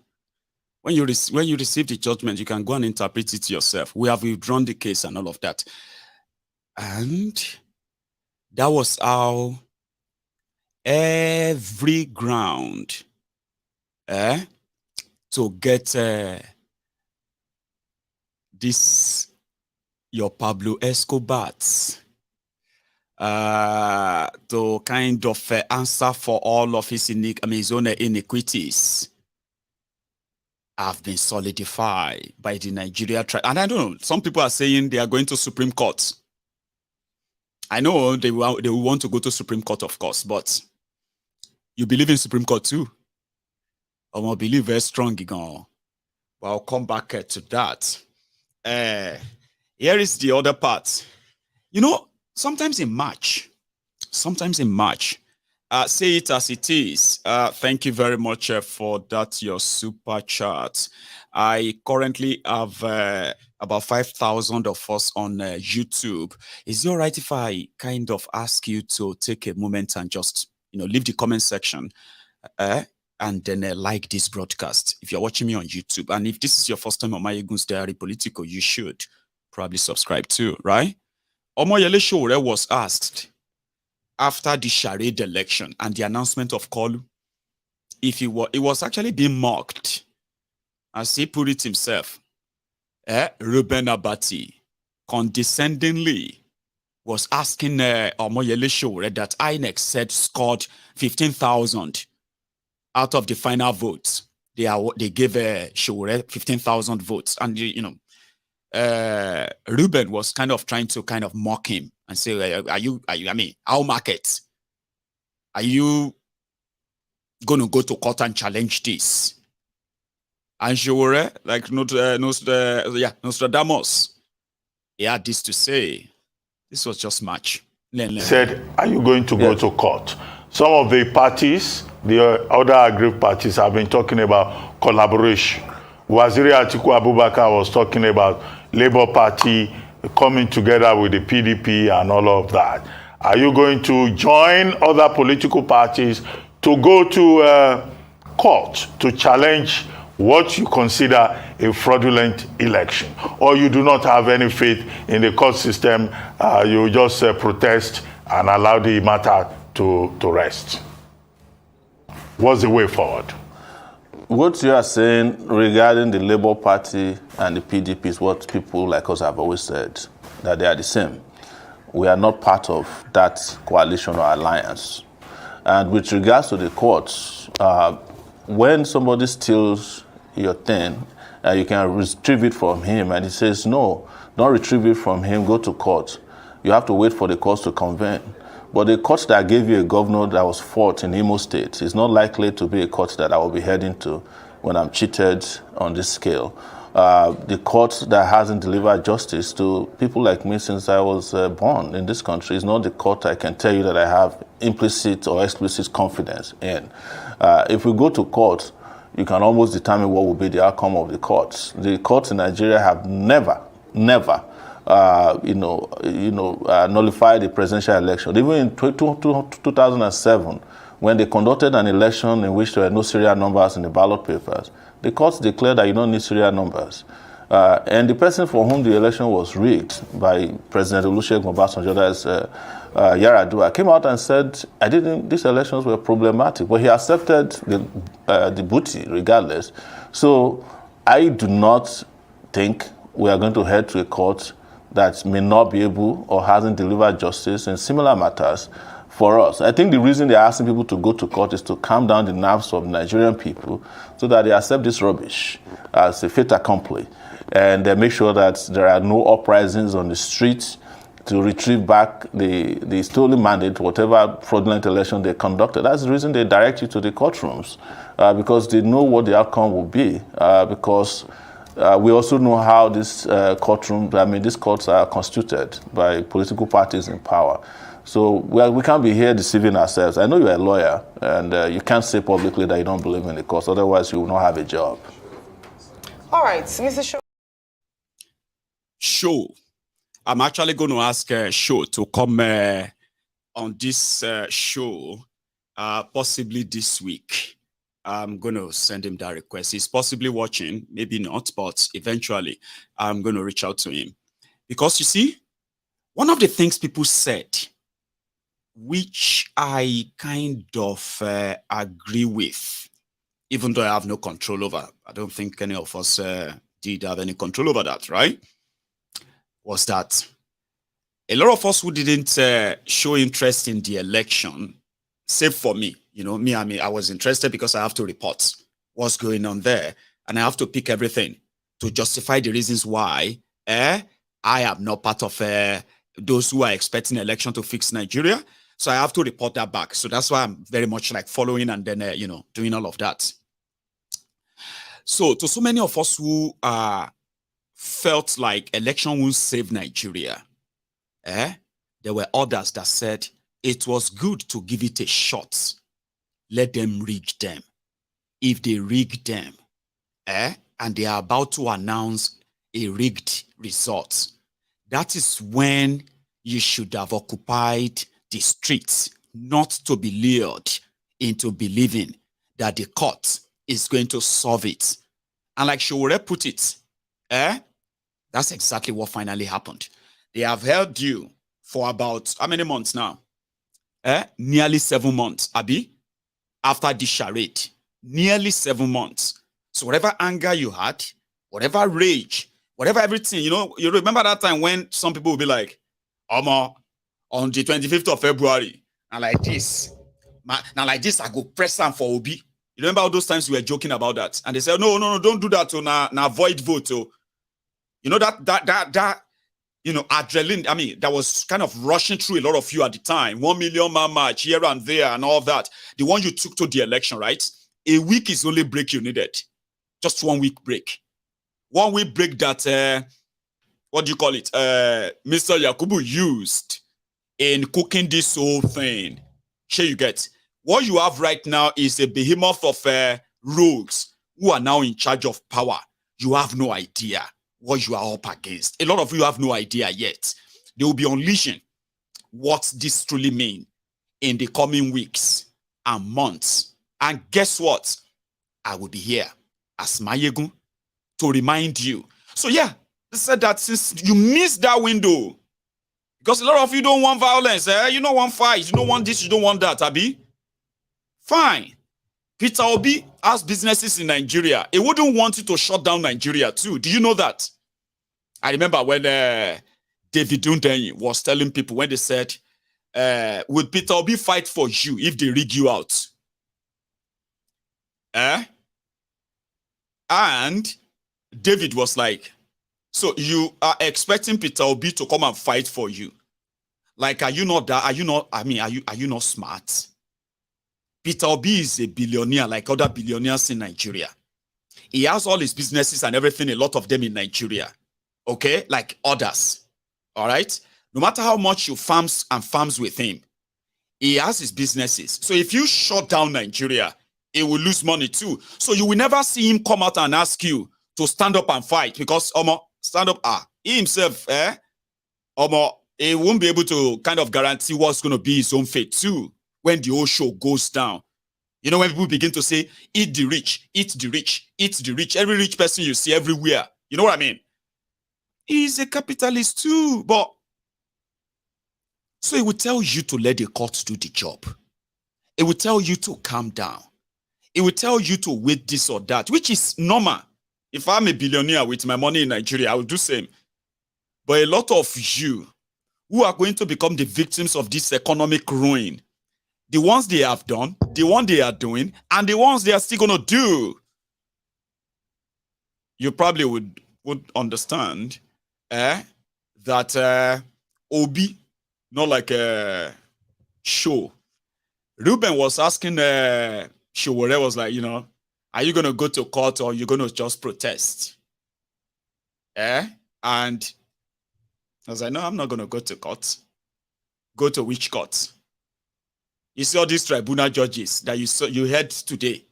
At least before the middle of next year, they go announce 2 or 3 of them as promoted to the Supreme Court. You go and watch it. Go and wait for it. They have done their own part. They will get their own package. Package that include promotion to the Supreme Court. Remember that you are supposed to have 22 Supreme Court justices. For the past 4 or 5 years now, Nigeria has been hovering between 11 and 13 Supreme Court justices with a space for like about 9 others to be appointed. Now, these ones then go promote next year because they've done their own part in the establishment. They must be rewarded and settled. Sure you get? And that's exactly how it's going to go on.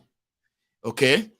So, until when a lot of us will finally feel like, there's 2 different things here, right? When you talk about, you know, talking and doing, okay? The first one is that Nigerians who are outside Nigeria, who don't live in Nigeria, okay? And to those of you who are living in Nigeria, facing this whole fire right there, right there in Nigeria. Now, you can't compare yourself and what you are facing in that Nigeria, with those who are living abroad, facing different kind of challenges, you say. And then you expect those who are in the diaspora, okay, to understand the hardship you are facing than you, so that they can go and buy tickets and come back to Nigeria and protest on your behalf. Does that even make any sense to you? No? Or does it? I'm talking about when they say, what do you do in a situation whereby there's nowhere you want to turn to? Everywhere is compromised. Every institution is corrupt. Here you are. Justice is for the highest bidder. You can never conduct an election that is credible anymore. You can't. You've never anyway, but forget about that. That means you can never choose your own leader through an election, even if it's a democracy. So now, in that situation, your future, your life are completely in the hands of those who don't value them. They've never shown that they value them, right? Then would you consider, would you compare what you are currently facing right now in Nigeria, watching this MaiyegunsDiary Politico, or what you have faced in the last 8 years in Nigeria, whether you are APC, whether you are PDP, whether you are a Christian or a Muslim, whether you are a Northerner or a Southerner, it doesn't matter right now. Wherever you are watching me from, what you have actually survived in the last 8 years, do you think you will consider, you will compare same with somebody living outside Nigeria, and you believe they will understand, or they should understand, or the idea of, why don't you come back home and let us fight them? If you are facing fire and it's about to take your life, when it gets to that point, you won't wait for anybody. Ask the the Arab Spring that happened at the time. So when somebody said you missed the window, I said, okay, that's not so wrong. So what's then going to be the case after all this? Well, until when you get pushed to that state of igniting that same kind of NSAS, what do you call it, that you had it last time, or something worse. But if you expect these people to reward you for at least believing in them, I'm talking about those of you who are currently kind of happy. For example, somewhere in Ogba, in Lagos today, they were so, well, not so happy at the first video, but afterward, it was a celebration. Tinubu has won at the tribunal, no evidence. They cannot prove anything. You too, you are following them to say there is no evidence. And you feel good, very good. You see that feeling good, it no go last. Not just for you. You see those who are feeling bad, they are feeling bad too, it no go last. Those of you who are feeling bad that the tribunal has done what INEC did to you, or the judiciary done boju yinje, you are sad. It's not going to be for long. For those of you who are jumping up and down and then dancing here and there, we told you, you will never kiniko. That too is just for the meantime. When the reality finally settles in for everybody, now that reaction after that will be the original reaction. You know what I mean? If you are so happy tonight that, oh my God, thank God, Ashiwaju, thank you, God, Ashiwaju, this or that. Okay? So in the next week or two or months and on that will follow, your reactions to the reality then will determine your reactions then to the reality will determine whether you are happy or you are happy. You get what I mean? But again, first, let's go to Abuja, where some of them are really, really very happy. Like this.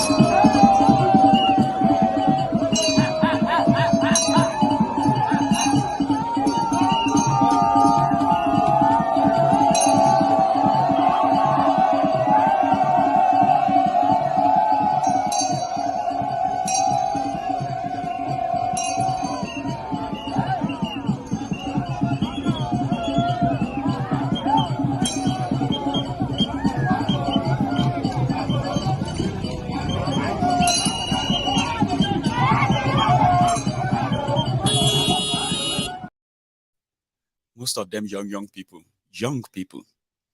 Those are Asari boys anyway. But for Ogba in Lagos, this was this is APC Secretariat. They were listening, just like watching football. They were listening to the old broadcast of the judgment as well this afternoon. Tender exhibits PBH3 and PBH4, full-flash drives containing third consultative meeting with leaders of political parties held on 26 October 2022. An interview with Mr. Festus Okoye, National Annual Commissioner, held on 12 March 2023, respectively. PW4, a professor of mathematics, who was engaged before the election by the petitioners, and whom the petition. No. Here is another one.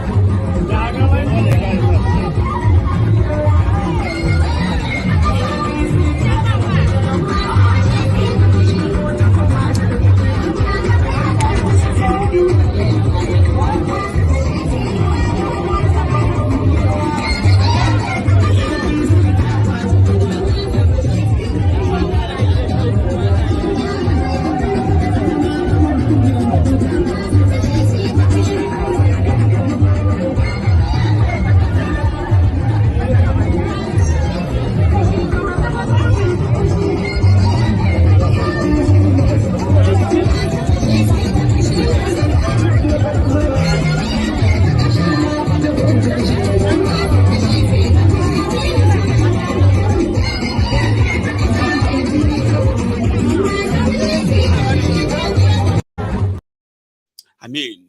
You do know that sometimes I actually do ask myself that, you see, those who kind of support them, you get that? Like those who really support these people, Nigerians, whether they pay them or something, like those who they told that you are doing this for Baba, you are doing this for Bukwari, or you are doing this for Tinubu. Sometimes I'm like, do these criminals not really have heart for even their own supporters? Like for the sake of their own supporters, because of their own supporters, may them just do good for everybody. You understand what I mean? Like if I am somebody that goes somewhere now, and I see thousands of people, young, old, inside sun, carrying my placard, doing all of that, shouting my name and all that, and then I get to that power. Even if na Satan, swear for me, like if na devil, they share apartment with me. Sure you get? Every time I see them, every time I see all these people, something should strike me and say, man, look at these people, man. Man, because of these people, I have to do good. Man, I need to change the lives of these people. They must love me. Like, there must be many of them who actually really kind of, but they don't care. And that's why I told you sometimes ago that, when somebody say, or when some dull people or dull body or dull mental people, when they say, you people, your negativity about Nigeria is too much. It's too much. Instead of you to all of us to be praying for Nigeria, even all this thing, all this criticism, this is why Nigeria is not working. Every little thing, everybody is just cursing Nigeria. Any small thing, curse Nigeria. And if all of us are doing the right thing, and I'm like, wait. Let's review it. Me, I don't like the criminal politicians in Nigeria, and I have never hide that from anybody. Sure you get? Everything they do, I kind of love to scrutinize them because I know they don't mean well. That's my own mindset from experience, and I'm not willing to change that. Now, let's assume that because me no like them, it is affecting them from doing good in Nigeria. Sure you get? Me, or let's say maybe another 5,000 people watching me right now. Out of the 5,000 people, let's say 3,000 of them, they also don't like the criminals running Nigeria because of how they are doing it. What up? And let's say if that is what is affecting them, that they can't run Nigeria better. Now they make them don't know how to run Nigeria because we are negative. What about you? You. Maybe you are positive. You are a supporter. You are those who tell everybody that they don't know these people better. If they give them this, I mean, you are praying for them. May Ashiwaju succeed. Those of you who are prayer warriors under Bukwari, may Nigeria succeed. May Buhari succeed. Nigeria will be great again under Bukwari. And all of you, those prayer warriors, share your prayer, no answer me. Have you ever asked yourself that? Maiyegun no like them. Maybe na me they affect them. But what about your own positivity? What about your own prayers? What about all those God you are calling? Why they know they listen to you? How come your own positivity, prayer for all your criminal leaders, how come the prayers no they work for them? Even though we will not like them, with the affect, how come your own no they affect them positively? Because hypocrites ni gbogbo yin. Were lo wa lori gbogbo yin, ati leaders, ati followers. When you finish lying to yourselves, right? Once in a while, when hunger, when the gbedu of hunger enter your body, kara, you understand? You will come back to your senses once in a while, and you will tell yourself, how come I was so dumb to believe that these people actually would do something good? How dumb. For years in my life, your youthful age, they are stealing that away from you. A lot of you today, you are nearing your 40. Like Maiyegun, when you sit down and look at your life, you look at everything and you are like, there is actually nothing that you can point at as a simple achievement of your own age. A lot of you are, or should I say, a lot of you have been kind of destroyed to value those, because what you live for right now, you live for the day. It's about the day. Let tomorrow will take care, leave tomorrow alone. Tomorrow will take care of itself. Today. And they are indeed helping your own oppressor. So don't always think that those who are trying to point out your own oppressors with these invincible chains on your necks, don't always think they don't mean well for you. Baba, even if you think they don't, shebi you mean well, they no feel consider you ni. You think they know they see you ni. They say they should go and give you rice because they know the poverty that is going to my banyila pay. Abi, so can't they just because of you do something good and fix the country? Because of you. I'm just saying. Oh, this lady that left Edo, I bet she's back to Edo right now. People not to vote, they say not to cancel the election. So if they are saying that Obi did not win, cancel the election. That is my stand. Obi won this election. Tinubu did not get 25% in next city. Tinubu only in get drug case. Only in not get results. Only in get dual citizenship. And yet you want to declare a president. We will revolt against it. We cannot be refugees in our own countries. We are citizens and not refugees. Me personally would rather be a rebel than a slave in this Nigeria. Yes. Declare Obi the president and let's have peace. And that's the period. And it is day one. So a lot of people are kind of, the Labour Party has rejected it. They've rejected the judgment, so they are yet to tell people what they want to do next. And I'm not going to preempt you. Okay? I can tell you this for free. Like I said days ago, the eruption that will happen in Nigeria is not going to be because of just this rigged election or cheated, court case and the rest of them. It's going to be about the bottled injustice that a lot of you have now kind of come to realize, and you are so pissed. And you're going to go to bed one day, like normally. Like all of us complain, this country, this, blah, blah, blah, blah. You go to bed and you wake up like normally one day, and that's it. And that is what the criminals in Nigeria, that's where they are moving you to. Today, a lot of young people, for the first time in their life, who participated in a charade election in Nigeria, for the first time in their lives, they actually opened up and said, Nigeria is finished. Even though a lot of them may not understand the full meaning of that statement, but they are beginning to kind of come to that reality. They are beginning to realize that you have no law. They are beginning to realize as well that nobody is going to save them. Why they kind of figure out how they want to save themselves, or to be saved, or to be lifetime submissive. They are figuring it out. Let me show you this. It is about the same fraudulent 1999 constitution. You've read this before?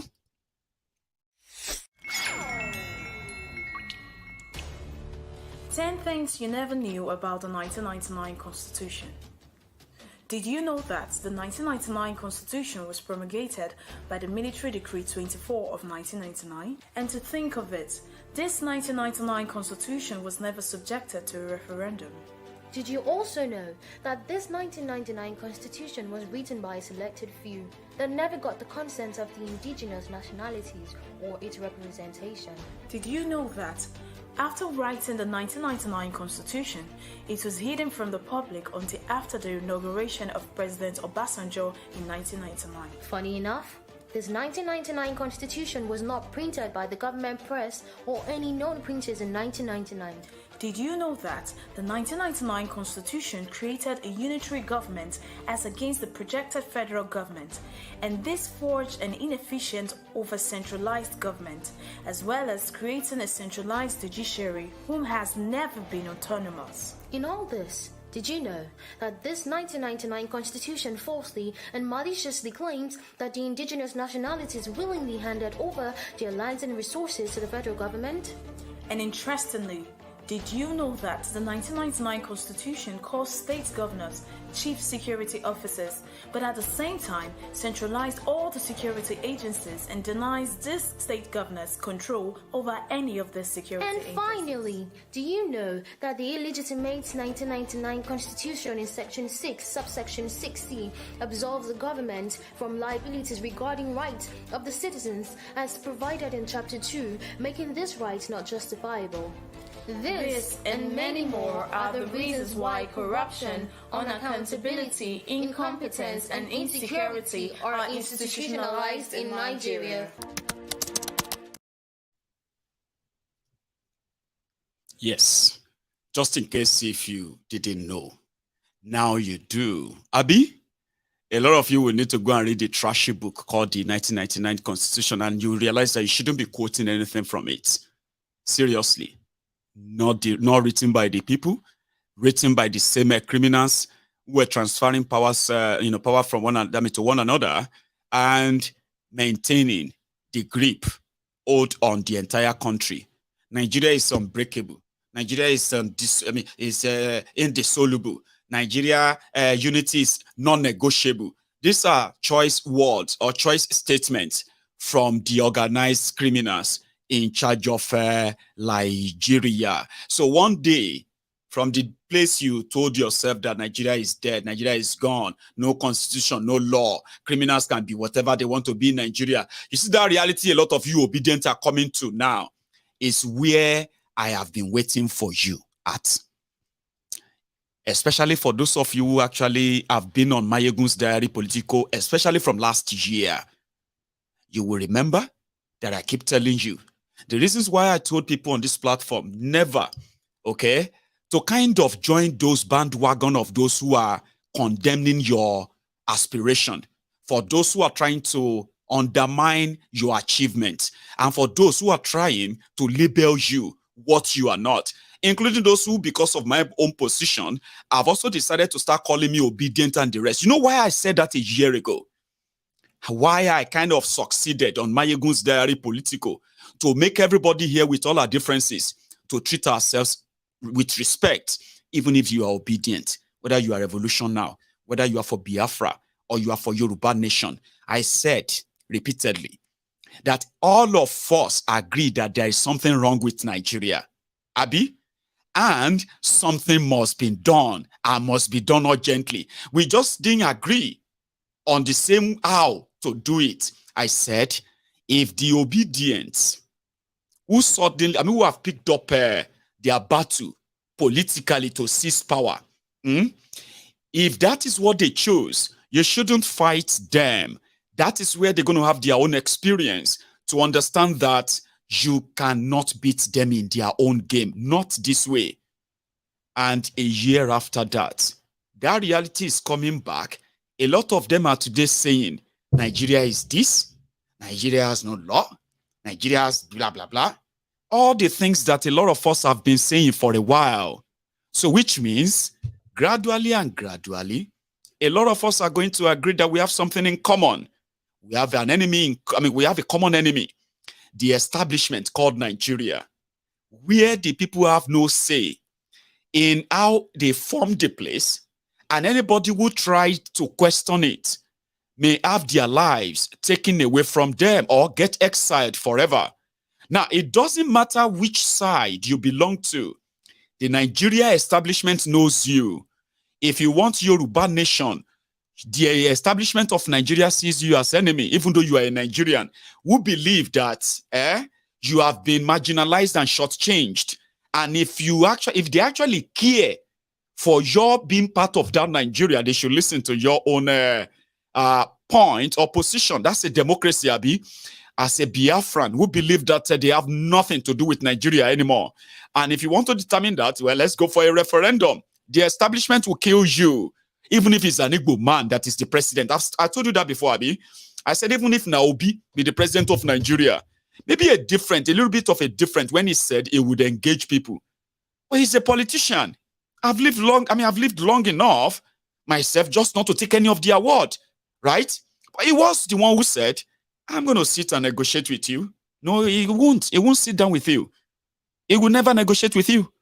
If you're asking for Yoruba nation, if you're asking for Biafra, if you're asking for all of these things against the establishment called the corrupt Nigeria, Obi himself will never meet you. It is what it is. That is why, when all of us now realizes that the real problem is the establishment, and it no matter who is in charge, any dummy that is the president or anything in Nigeria will do exactly what the establishment wants him to do. He will kill his own people if he has to slaughter them, okay? To stop it, to stop anybody blaming him for trying to break up Nigeria. And indeed, not be all of you now want break up Nigeria. Sure, you know, there are some of you who believe that before Nigeria will break, like Showore is not against the breakup of Nigeria. Remember, he said, if you go and do revolution or you do this, do that, and you break up Nigeria, these criminals are going to finally escape and they're going to get away with all their crimes and all their loot. They will never be punished because where were you going to do it? So he said, the first you should do is for all of you to come together and get rid of these criminals. They can be chased away only if all of you will agree with yourselves and agree that you might want to go away, break up Nigeria. You might want to do a new Nigeria possible, Abi. You might want to have a Yoruba nation and all that. Others may actually want a restructured Nigeria with a confederation system. To Showore, you will never get any of this. None of it you will never get any of them. Because all these things you are asking for, they are those things that will decimate the fortune of the criminals who are controlling Nigeria. So the best you should do is to chase them, pick them up if you can, lock them up if you can, and then that is how to take back your country in Showore's way. But I know a lot of you will not agree. Showore, shut up. Hey, Maiyegun, this shut up. You know, but you would agree because everybody is going to learn one after the other. Like I said, life is a teacher. The more you live, the more you learn. You know something? When you see an average obedient today, he is more informed, he or she is more in the know about Nigeria than he or she was a year ago. The optimism, the positivity, the energy, the commitment that kind of was, so radiating at the time. Today, a lot of you are saying, I'm so tired. I can't believe this happened. How could they let this happen? Is this even possible? Oh, excuse me, please explain to me. Is what they are doing now possible? Baba, it's possible. You are talking about Nigeria. Every abnormality is normal in Nigeria. Now, from your own experience in the last 1 year, with the INEC experience, with the tribunal experience, wait for the Supreme Court experience too.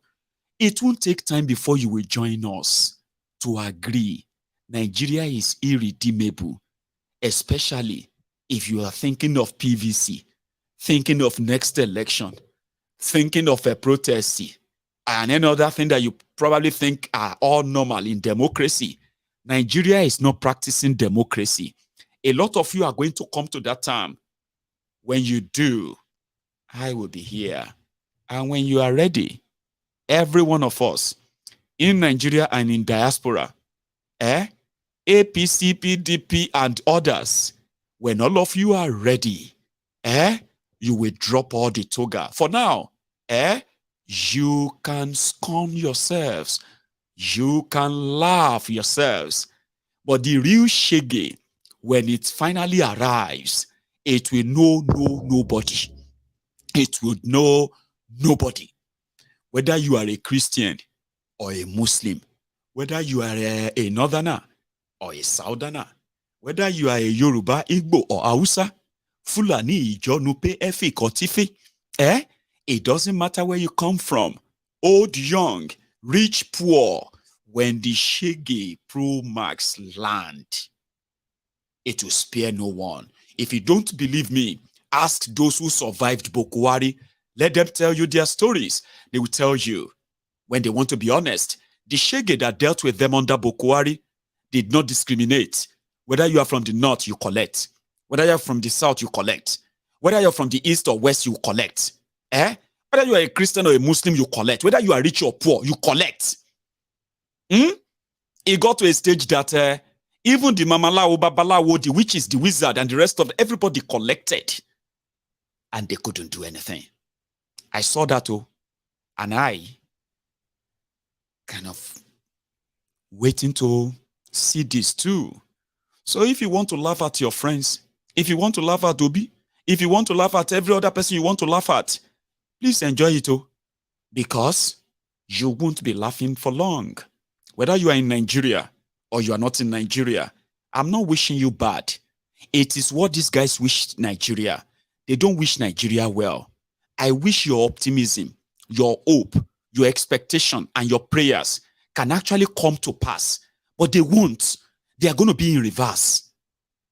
And I'm going to be here to remind you. I'll take calls, because I know a lot of you will want to react as well today, right? But I'm going to go make myself a cup of tea.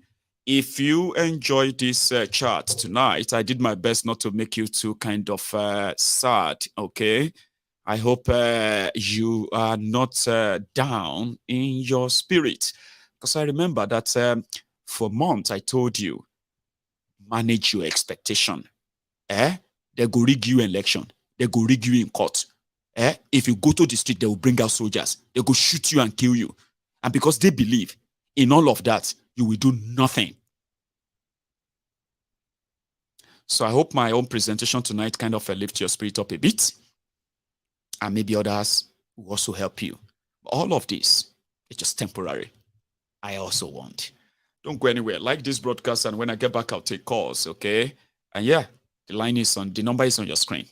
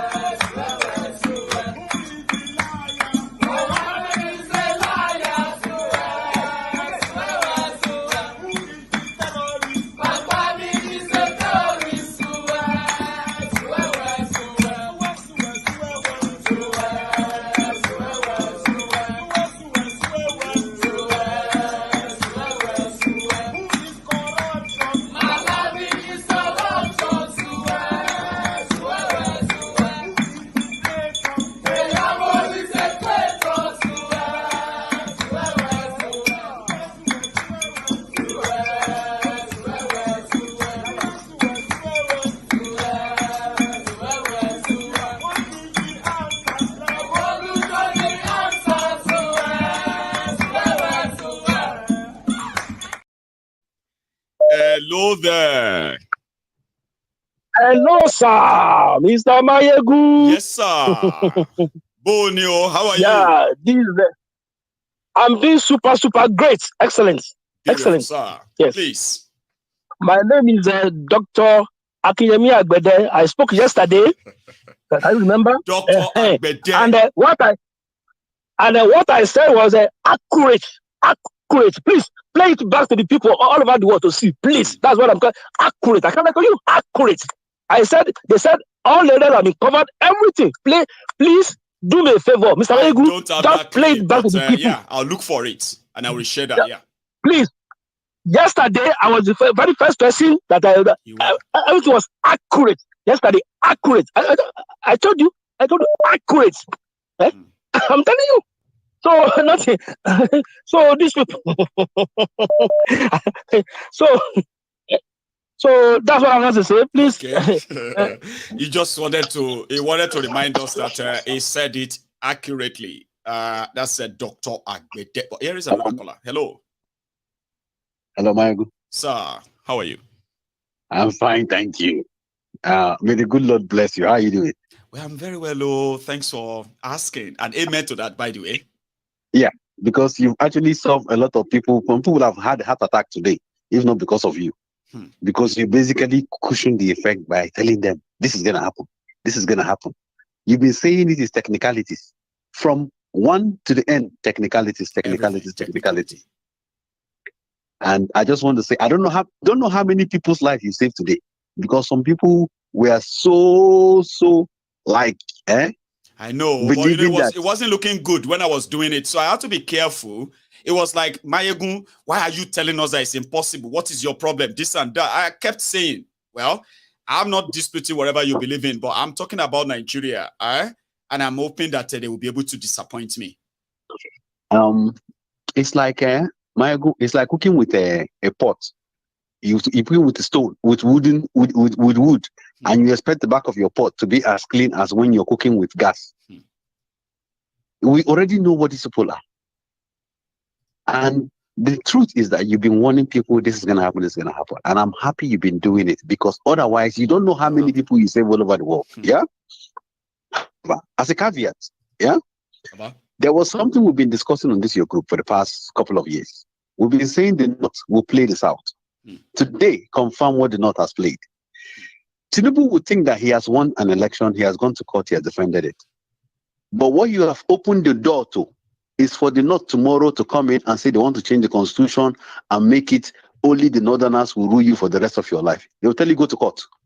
When you get to court, they will be waiting for you the same way they wait here. I say, well, your brother did it, you put it not complain. Don't even come near us when we start doing it. And then the people singing APC or people singing obedience now will start running down to start looking for Biafra Republic or Yoruba. By then it's too late for them. I know.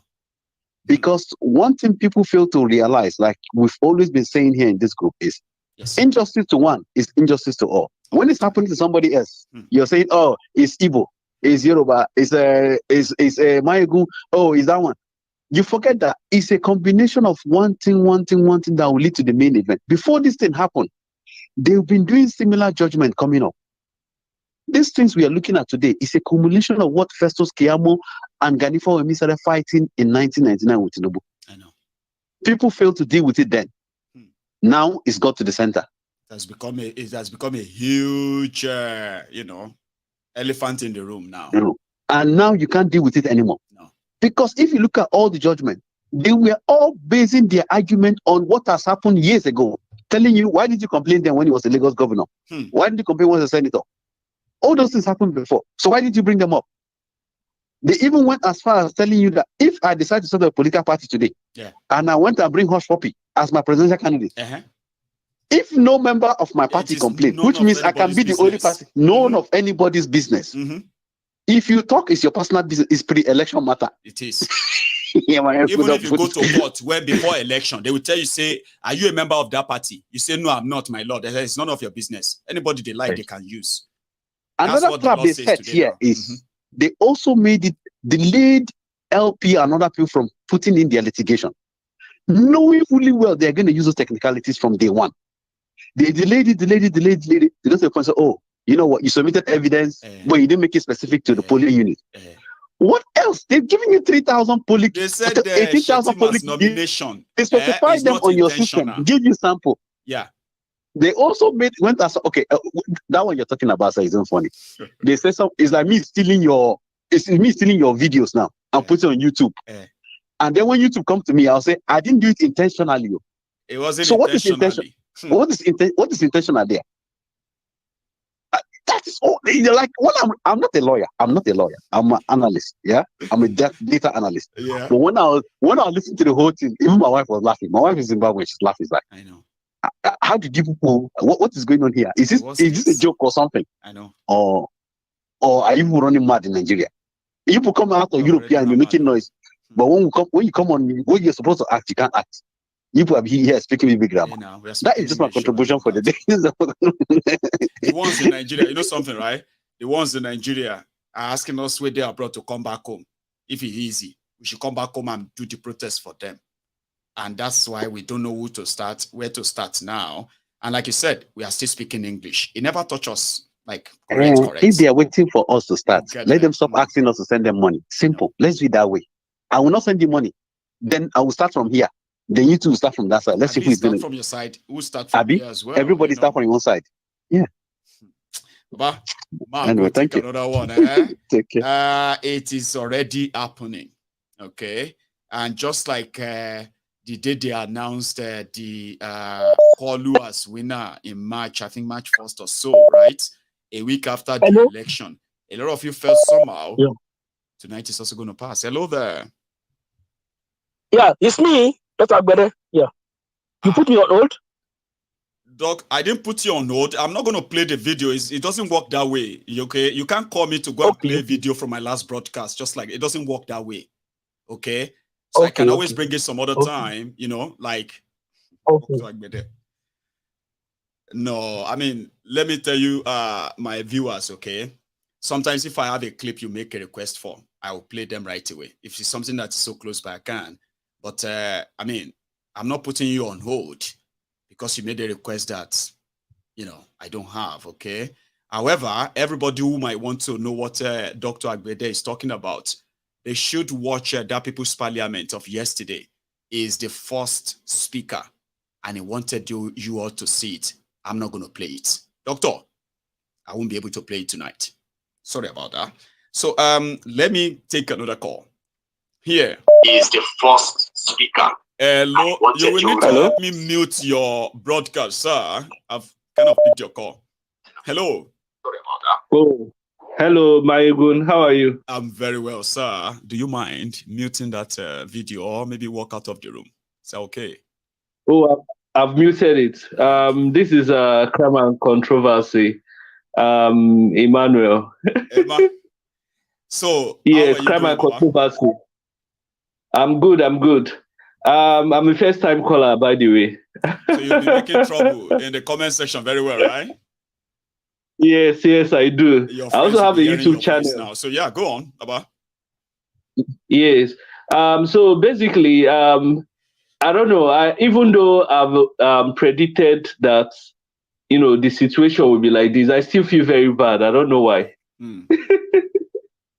I still feel sad because it's like a cheating, and they are like, "What are you gonna do?" Yeah. Like you said, a lot of us take this. But I told people, I said, once they start reading it, a lot of you will be sitting down there and be like, "What are they talking about? What the hell is this? That one doesn't make any sense. Yeah. This one doesn't make." I said, "That's exactly what they want you to feel like," and you get confused. But yeah, you felt bad. Yeah. So going forward, I feel like you know, one of the solutions towards this thing is maybe your platform and, you know, different other people like us having a dialogue and uniting even with our differences, you know, towards pursuing the common goal, which is maybe, yes, which is either we go regional or we divide or we scatter or this thing. And I feel like also, you know, people might downplay. Like I've always said, the Nigerian institution is actually winning us 3-0 now. I think the first one was NSAS. Yes. Then the second one was the election. Then the third one is this situation we find ourselves. This third one, I don't know whether we'll do, and his friends will go to the Supreme Court.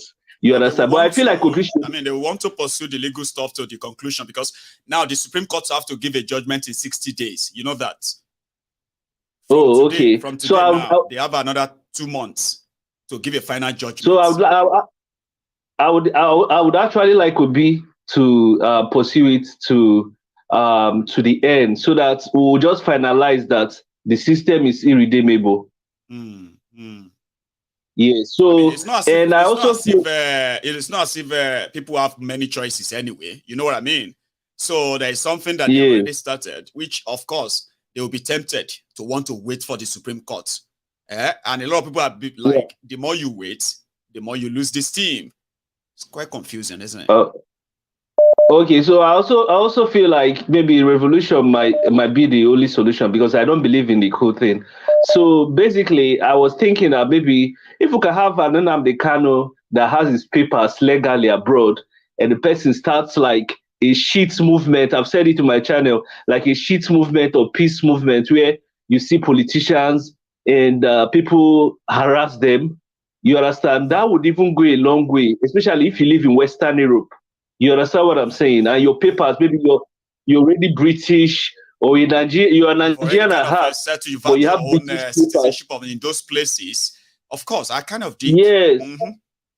Yeah, so there should be a sort of parameter, not only to the politicians, even to their children. Maybe the only person you don't harass is the president. Okay, the president, you can harass him with placards, but the other ministers and everything, anywhere you see them, you hound them, you make them feel very uncomfortable. But don't try it in Dubai and the rest of the countries. Those who also deport you back to Nigeria. So I just feel like we need a serious, and those in Nigeria, because I don't think they can do much today. What is happening is that the anger will build up. You see, from what I've seen, I don't think Tinubu has an idea. Even going to India to go and even start looking for investments, you can see that they're already confused. They have less options. You understand? They don't even know how to move the country forward economically or anything. The only idea Tinubu usually has is evil Janus plans. You know, so like they call him Idon. I will shortchange them. Yes. I'll smart them. But Nigeria is at the edge right now, right? And anything can. So what I feel is that right now, I don't think Nigerians is going to protest. You see, the hunger has not pushed them to the limits, because you can see people still making mockery. It goes to social media. All the poor APC supporters, many of them are still making mockery of the whole system. So I think when they hunger, I think maybe let me just give them a year or 2 years, because I'm very, very sure that Tinubu doesn't have an idea on how to move forward. Because if he has an idea, that 70 billion he gave to these senators and 40 billion, he would have even invested it in agricultural machine to start growing annual crops. You understand? Let's even assume that maybe in 1 year time, the annual crops will start growing, and it will reduce the food inflation, because of when there's abundance, the price of food crash. So I don't know, of course. Yeah, so basically I don't see any hope. So I see something like a revolution happen. I don't know. These things, they're not revolution. You cannot plan it. It's triggered. You cannot. That if everybody is expecting somebody to say, "Yeah, let's go," that's not going to happen. And it's spontaneous. You cannot say it's Soro that will lead it. You cannot even. Nobody knows. Maybe somebody in the diaspora now listening to somebody like Nnamdi Kanu. There were videos of Nnamdi Kanu being a pro-Nigerian until. I don't know what triggered his interest in. Nigeria happened now, and then a switch. Yes. Yes. So I don't know. That's my contribution anyway. I'm excited too, because I like to see your shit. Thanks, Papa. Yes, thank you. You just mentioned Mazi Nnamdi Kanu, and is one of those who have suffered greatly a great injustice in Nigeria, where people seems to only be cherry picking. Who deserves justice, who doesn't. Now that the system is actually showing everybody that injustice has no kind of coloration, everybody go collect. I'm going to hear his voice for mentioning it. Thank you so much, Baba. I appreciate that. My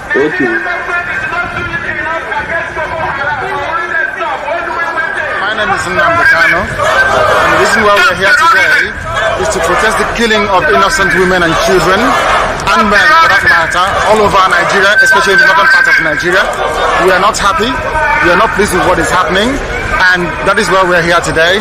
As you can see, there are a lot of Nigerians who are protesting about the killing of families. people who are determined to tear the country apart violently, and it is not something that we support.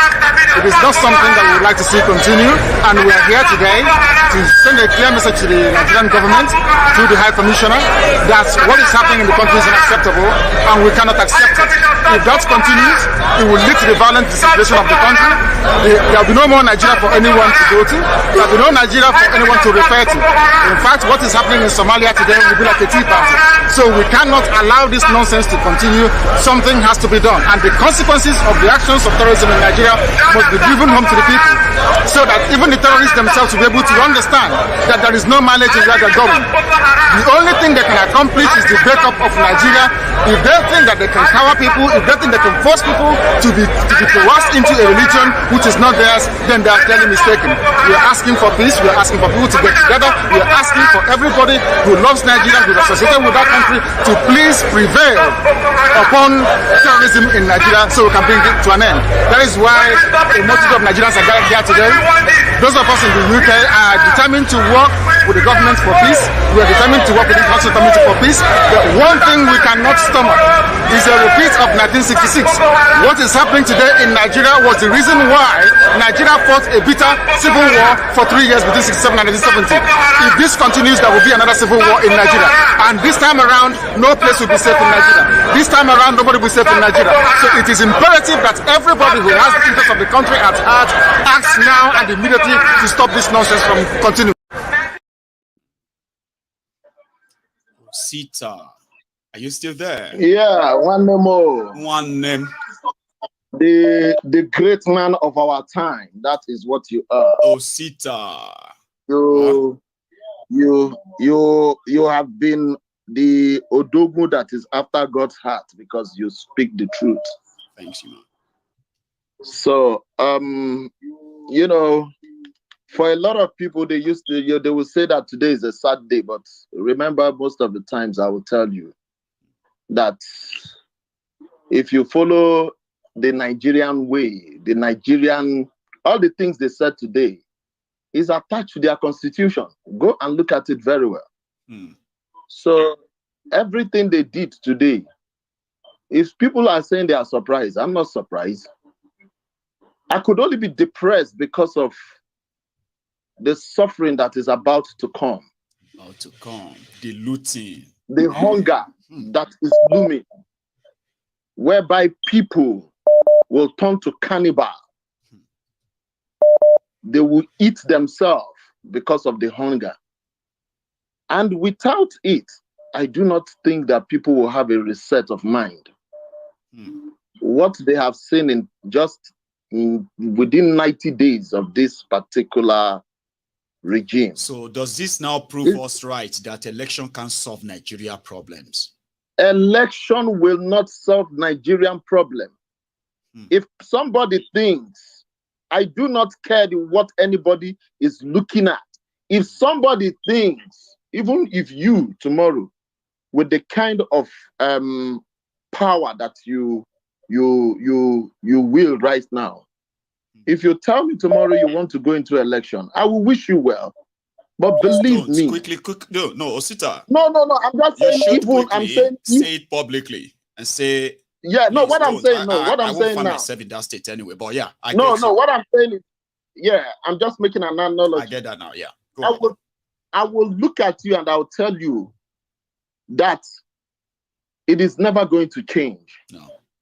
Because they keep telling us that it's a game of numbers. And they are using that numbers against us. You said something within the course of the show. The reality that people don't understand is that these men, when they get married, or when they want to take a wife, when they've gotten to the pinnacle of this their useless career, what do? They go and get a wife who is in the judiciary, who is a lawyer. They will use their, like Wike said, that, oh, Madam Odili made my wife a chief judge, right? They will use their connections to push their wife to the pinnacle of their career. They gave 70 billion, right? That the money that Tinubu gave to them, and they were saying, sometimes we think that was the money that Tinubu gave to them, but that was money that was given by the executive in order to prosecute this kind of the agenda that they displayed today. That is the reality.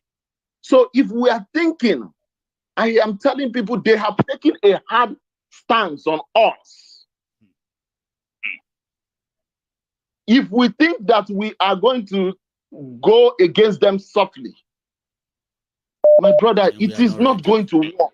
I know. We are not ready.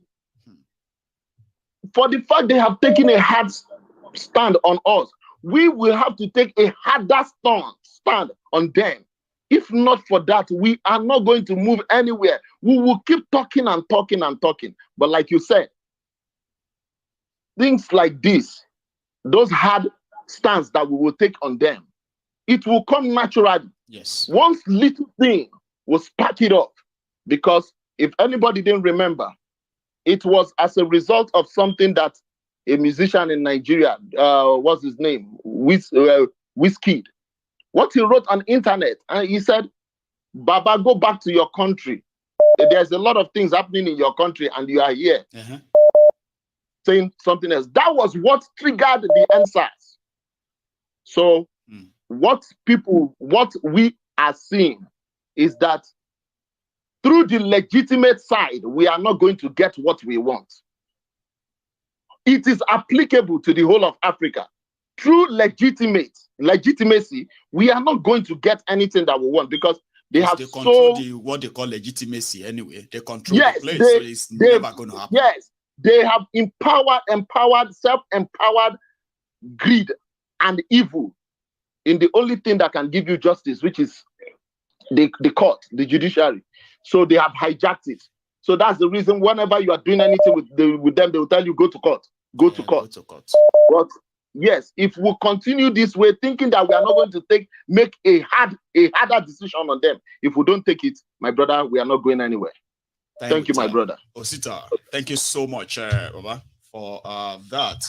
So, hey, did I just miss? Okay, I think I got another one there. Yeah. So much. Hello there. Hello, good evening, Mr. Maiyegun. Good evening, sir. How are you? Very fine. This is Dongada on the line.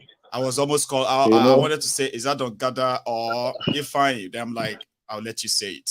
Get them mixed up. The first time you are back. We are back here. See what happened today. The first time you attempt to recognize me. Well, today I would say that people like us are supposed to be celebrating. The reason why we are supposed to be celebrating is not because we are mocking those who lose, but because we have won more souls in our temple. And you know how difficult it is to win souls. You understand? So, first of all, I'm opportune to speak after Oster because I wanted to touch something he said 3 days ago. He said democracy is not for Africa. And, I kind of agree because democracy is not for Africa, not in the sense that Africa is not practicing democracy, but because democracy is working for the people who created it. The way they structure democracy to work in Africa is the way it is working because they created democracy to be able to be controlling Africa. They started it with religion. When the religion started fading away, they had to quickly, the West, when they plan ahead. They don't plan to reap immediately. You understand? So now they use democracy. If not, let me use the case of Nnamdi Kanu. Nnamdi Kanu has been, the court has cleared Nnamdi Kanu that he has no case to answer and all that. Nnamdi Kanu is a British citizen.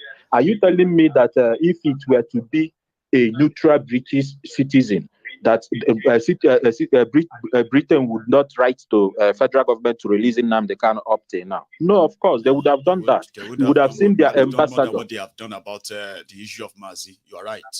You understand me? You would have seen their ambassador meeting the president, discussing about it and all that. You understand? Ignorance is a disease, and a lot of us are ignorant. But the reason why I don't blame most of us sometimes is because just very few of percentage of Nigerians are getting information, and by now I think it has increased up to 30 to 40% because of the kind of you can imagine an average Nigerian subscribe 100 naira a day just to be able to access internet. So how is that person going to access information on the internet? You know, so they barely move around with the information given to them by the local government or the politicians either. You understand?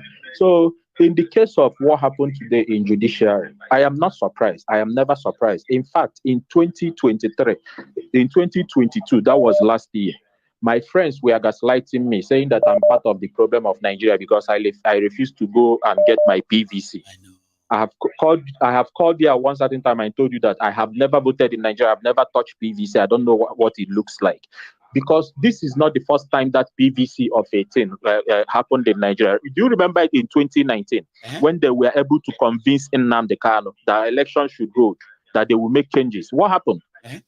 Everywhere was get your PVC. We are going to make change. If you want to change Nigeria, the youth should take over the politics. Get your PVC. You remember when they told Nnamdi Kanu that he should have told the IPOB to join a political party so that they can join the politics? Remember? You know, I want. So what happened? They said all the IPOB should go and get a PVC and then chase away, join them to chase away these guys. But I mean, like it's so sad. You know, I want like to you speak said, to, like, a lot of the people look at them today and say, well, you see, this is why we didn't get involved.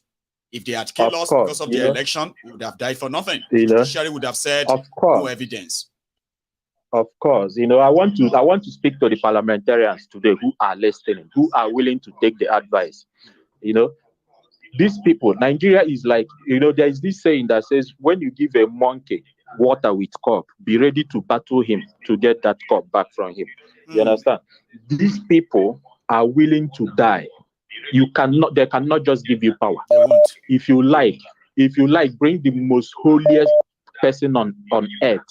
Once they speak about change, once they know that it's going to have a negative effect on them, the rulers now, they are going to propagate it. They are going to put their life in it because they know definitely if there will be change in Nigeria today, a real change, not change, a real change, their life and families are going to be involved. So why do you think they are not going to put their life to fight the battle, to win against the people?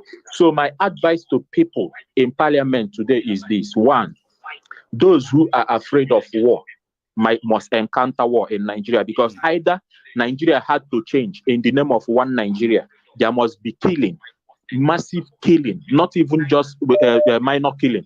There might even be more killing when you try to change Nigeria than when you agitate for the division of Nigeria. They should take that advice, number one. Number two is this. Most people are asking for where are the judges' faces? Why are they not showing it? What are you going to do? If you want to do, if they show you their faces. If you truly want to change the system as a Nigerian, as a person who doesn't believe in Nigeria again, first of all, start holding your local government chairman accountable, your politicians, your House of Rep, your House of your Senate. Whenever you see them, whenever they come to the community during the election to speak, hold them, stone them, and beat them, because these people does not represent you. You see, these people that won under Labour Party election, this 2023, Maiyegun, I bet today in this parliament that in 2027, if Labour Party does not have any powerful governors and all this, they will decamp because they cannot change the system. They are not there to change the system. The system will change them. A lot of people were expecting that Labour Party lawmakers would be like the Malema political party in South Africa that always fight this establishment. But I told you, Nigeria, you'll be hearing my brother, my leader, my brother, You know, when Nnamdi Kanu rose, a lot of them was inviting him for peaceful talk, for table talk and all that. Then Nnamdi Kanu is behind the bar. Have you ever seen even a local government chairman spoke about Nnamdi Kanu again, talk less of the governors? Look at the local government chairman election held in Edo State. Look at the kind of gun they shoot there. It is a clear video of what is going to play in the next election in Nigeria, and those who refuse to take the advice will be a victim of it, because we that have known the whole thing are already very aware and more careful on how to handle the issue of Nigeria. I have more to say, but let me drop it here, Maiyegun. Thank you very much. Okay, thank you for the time. Minds of a lot of people, I have to say, but yeah, that's a beautiful one. Thank you, sir. Thank you. So let me take another one. Here. Hello there. Hello. Is this Maiyegun? Yes, sir. This is Maiyegun, and it is live. How are you? Maiyegun, good evening. My name is Samuel Cole. Samuel Cole. And I bet from the US, is it? That is correct. And I just want to let you know that I'm really enjoying your program and you are doing a wonderful job. Thank you, sir. And there's something that actually struck my mind today about your broadcast today. Okay. And that was a reference that you made concerning what Charade said in the past about driving these people away. Yes. But if you look at that, there's something that I have a strategy. And I believe the strategy is one of the strategies that Nigerians have not really tried. Because if you look at these, our bad leaders, they are part of us. They are part of our community. Right. And sometimes I look at them, when they come back, I see how people welcome them with drums, with different kind of dances and all kind of stuff like that. I know. And it's kind of really surprised me because if I'm doing a bad job and you welcome me with this kind of dances and all kind of stuff like that, so if I'm actually doing a good job, what am I supposed to get? But I think it's time for Nigerians. The only way we can drive this people away is not to give them a base in our community anymore. Which means, if you want to stay in Abuja, stay there. Make sure you eat enough money to keep yourself there, but never come back to the community again. Because you will never have a place. That is the only system that is going to work. That like that. When I themselves, they wait for them. Before they come, they are already waiting at their gates for money, for anything they can give them. Even they cannot do anything to them during that period, in as much as I'm not trying to incite any kind of violence or anything like that. Even whatever money they stole from Nigeria, bring it to their community. Burn the houses down. Don't give them a base in that community. Because if they are not useful to the community, there's no point for you to retire and come back to the same community to intimidate people. Because you are living on their money, you are living on their sweat, you are living on a lot of people's future. So this is the only way to go. Because the court system is not going to work, election is not going to work, it's not our thing. We are just trying I told people, Samuel Cole, we are just trying to fit in. Yes, sir. You know what I told people? I said, a lot of politicians today in Nigeria have no idea how Nigerians hate them. Let what happened in Gabon or what happened in Niger, let them happen in Nigeria. They will see how the people will handle them, any of them that they caught. They will see and they will begin to ask themselves, are these not the same people who are always singing and dancing when I come home? Why are they doing me like this? Now that time they're gonna say people don't actually like them. They are only waiting for a chance. They don't even need all that, Maiyegun. They don't need all that. You don't have to do nothing to them. Don't just give them days at home. Don't let them come to that community to come and build biggest mansion in the community so that their children can intimidate other children. Chase them away. That's the only way to chase them away. Even if you know that they have a land, destroy the land, destroy everything. Which means if you want to represent us, you have to be good to us. It's as simple as that. That's the only way. And once again, thank you very much and keep the job going, my brother. Thank you so much, sir. Cool. So here we go. Oh, sorry, I just missed that too. I got somebody on the call, on the phone there, but it dropped off. I think I got it back now. Hang on. Hello there. Hey, Maiyegun. Yes, sir. Maiyegun General. Yes, sir. Edit calling. I'm fine. How are you and your family? Well, we are fine too. Thanks for asking, sir. We thank you so much for all what you're doing. Thanks a lot, sir. In the state we are into Nigeria very right now, there is one thing baffling me. Peter Obi, he feels that state is federal. No, he misses it. He's missing it. Right from the time before they appointed him, He won the state when he in the court. He did. Because whom he called his senior brother in the political level helped him walk over to win the state. Right. He forgot, as those people who helped and walked him over to their political party are the people he's facing on the ground now. He forgot that. And he did not even remember where he come from. So only one word Asari Dokubo said that I love. You know that word? It's a national word, national cake. He said, don't be fools. Is it today you know that you're not a Nigerian? There is no chance for you. He put it as a comedy word, but that is a word of... Nigeria is not for you. How many times? 1 second, sir. I'll share that. How many times would they tell you before you know that Nigeria is not for you? Now they never leave you. They have left you behind. Photo, not be juju be that. Sorry, oh. May God not allow them make them kill you. May God not allow them make them kill you. My dear, 100%. Great. That is a word food for thought. Anybody who wants to play politics, you don't know where you come from. And he came to public and opened his mouth and caused himself before the political election. Where his father, his brother, his uncle dropped his blood, he said they have died and buried. And that's it. That is another beacon for another day. Said about Biafra. Biafra is gone. Yes. It's gone. He actually is gone and gone. And dead. Dead and buried. Yeah, dead. If you visited it, you see it. If you visit that very caption, you will hear it. Dead and buried and gone. But he don't know that he was himself, he was cursing before the whole world. If you see analysis outside Nigeria. Trying to be nice and be one Nigerian, and where did no, my brother. It's just like when you want to use your family to eat a porridge of yam from your brother's family. You use your own family to tell your brother wife, oh, you cook better than my wife. My wife is a food. That's just like that. It's as simple as that. He think he can't do anything unless the boys come up. But who wants to die in Niger?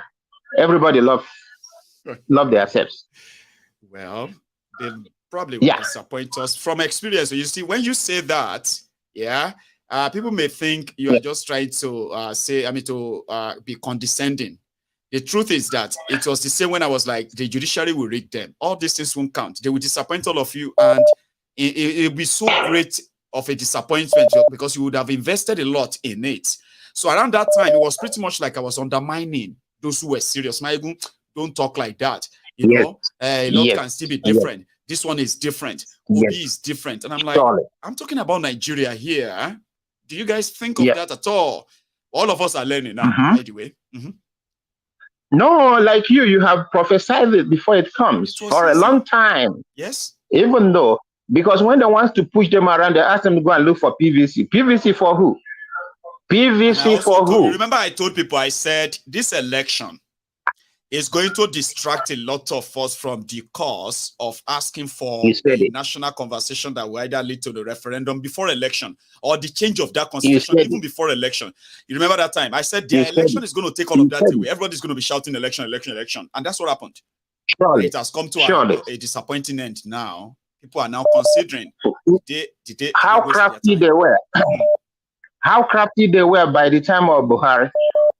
When the youth come up, they open the palliative for them. They start to loot palliative and forgot what they go for. That is a very cheap way to distract them. So what is there? Only Niger to survive, or every citizen of that nation to survive, is just to separate that nation. Odua, go. Arewa, go. Biafra, go. Everybody control his or own zone. That's it. For them to think thy kingdom will come, all of them eating from one place to the other. Look at the Igbos now. Watch the Igbos. Igbos are going abroad to eat in the festival yam. Why their house is burning? They call themselves big shot. They go German, they do ceremony. They go Manchester, they are doing New Year festival. Everywhere they gather. Canada, everywhere. Is that not stupid? But when they fly finish, they look like a bird. They fly finish, they will hang on a tree. Which tree? Old age is coming. As soon as a clock back, you can't pick it. You can't pick it. Those who come out to separate chaff from wheat, they are calling them animals, idiots, kill them, drive them away. And so those who are taking Ghana must go are taking Ghana must go. For all what we know, if we want our nation back, we need to break that nation. That not a nation, that contraption. We need to break it. But until then, all our steps now have ourselves. Abi, Mazi. Yeah, we are deceiving ourselves. Yeah, no, I say, like you said, right? Like you said that until we get to a stage where all of us realizes that we need to go our separate ways, then we will continue deceiving ourselves. That's it. Some people will come, oh, my Baba is there, I'll get it, my father is there. Tomorrow time come when you will not see a road to cross. When you will not see a road to cross. Igbos made a great mistake. The whole eastern region was there. When they imposed Hope Uzodimma on them, the whole state just kept quiet. It's happening in Imo. Then, what do you think is happening? When it's happening in Anambra, what happened? Now another state is coming. When it will happen in Abia. What can you do? You can't do anything. But when they catch one person, if you watch where hyena is fighting, as soon as one animal catch one, the rest of them go on that animal that caught their brother or sister. Until you release them. We don't use bread. Let me take one more call before I call it. Remember. Pleasure. Remember. Thanks a lot. Thank you. You have a good one. To my callers, please, if you have been with us all this while, okay, I kind of ask that before you go, you should try and like the broadcast and possibly even like subscribe if you haven't already. All right. I'm going to take my last call. And we're going to call it a night tonight. And I hope you all have a good one after this. Hello there. Right. Did I get you? Are you there? I got the call, but I don't think I have the caller. So, okay. If I can't have, oh, sorry. I think we lost. Hang on. I'll take this. I keep losing that, so I'll take, hang on. Hello there. So, no way. Hello. Hello. Oh, hello, sir. Yeah, did I get you back, eh? Did I pick you earlier? Yeah, you did. So sorry. You know what happened, right? You know what happened? I actually muted the microphone, right? And I was expecting you to speak about, that was my bad, okay? I'm glad you got you. I mean, I got you back. You're going to be my last caller, by the way. That's fine. I'm just coming back, but I was so demoralized. And it was as if I always remember your prophetic word that, let us not build our expectations so much that, in fact, after when I was reading the the judgment, I was like, are these people from another planet? And they tell you, let's say Obi no present a single evidence. He don't even prove anything or more. At a point, you remember that time when Obi went to court with all this evidence? Like, if you check your screen now, you will see them, all these boxes. So now send a message. They said, well, now book and evidence, all of them they see document, okay? But to the judiciary, now what's the see this? Now buns, puff, salad, fruit shoot, and then other juice and all that. So that's why when they were reading their judgment today, they said Obi did not present any evidence. And I mean, Baba, people are also repeating that. We told you, you don't even get any evidence. You just they shout. They're asking for evidence. You don't even show evidence. People, Nigerians, were also repeating. They said he didn't present any evidence. Baba, you know, I weak. That is a tire. Even the Abuja own, where they talk saying the only ones here appear for constitution. Me, I weak. say the and the mean another thing. Abuja no get governor. Abuja people no fit elect governor. Sure you get. But today now they have told them you are not special. What's special about you? You are just like every other state. Come on, get out. Today, Abuja people. Then put them for their place and they are like, we FCT. Constitution says, Baba, calm down. Which constitution? Gonna be no different from Ekiti and Nasarawa. Okay, get out from here. That's what they told them today. The question I'm asking, does it mean the constitution, there is not constitution doesn't have any role to play in law? Nah, not this one. Not this one. What happened is that you know what I mean. Our learned chief justices, they have spoken, and the juries are out. So they will say the lordship have spoken, and that's what you have right now. You don't fit do anything. You don't fit talk them. You don't fit question them. And after 24 hours, it will gain the life of its own. Anybody will come out to try anything after that, the same they kill them. And everybody will aggressing, and they are the aggressors. God don't rule, Go and wait for 2027. I mean, Baba, they go ask somebody to go and get PVC for 2027 now. They go still go get PVC. Wow.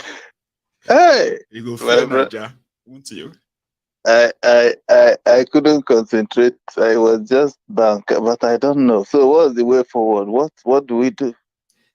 Well, that's the question I have actually been hoping somebody was going to ask me.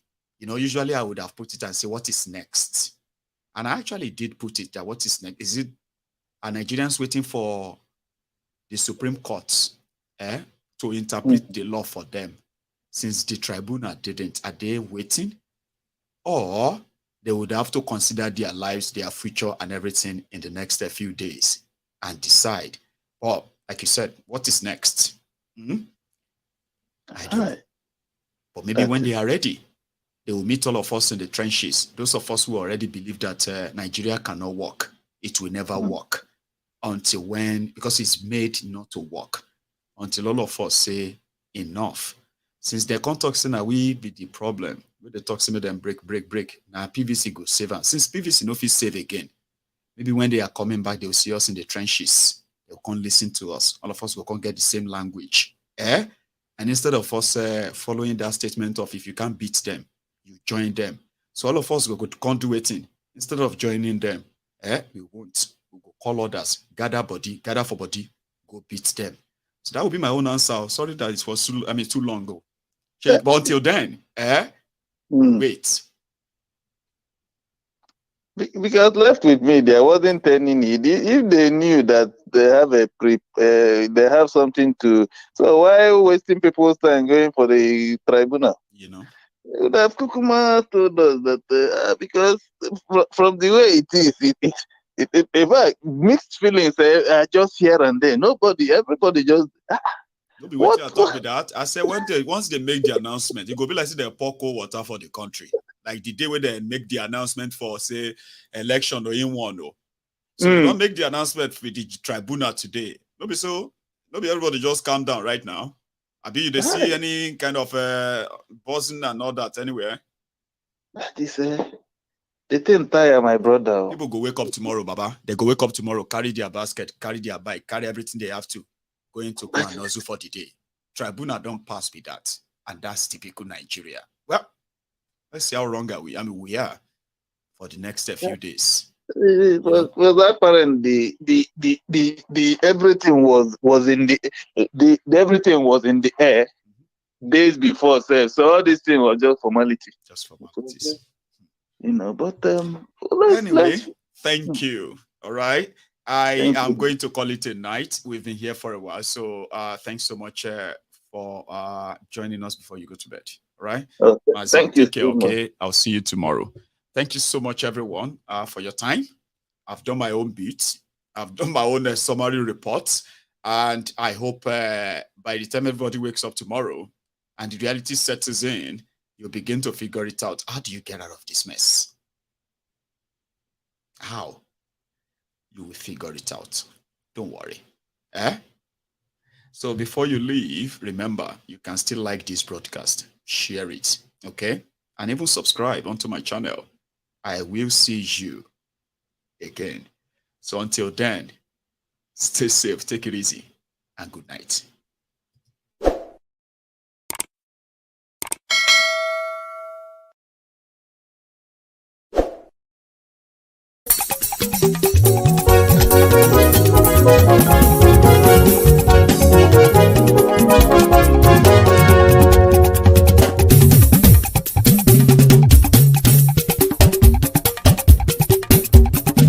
Maiyegun làwa mọ̀ làmọ̀ tó dòdòdò. MaiyegunDiary Maiyegun number one. Maiyegun làwa mọ̀ làmọ̀ tó dòdòdò.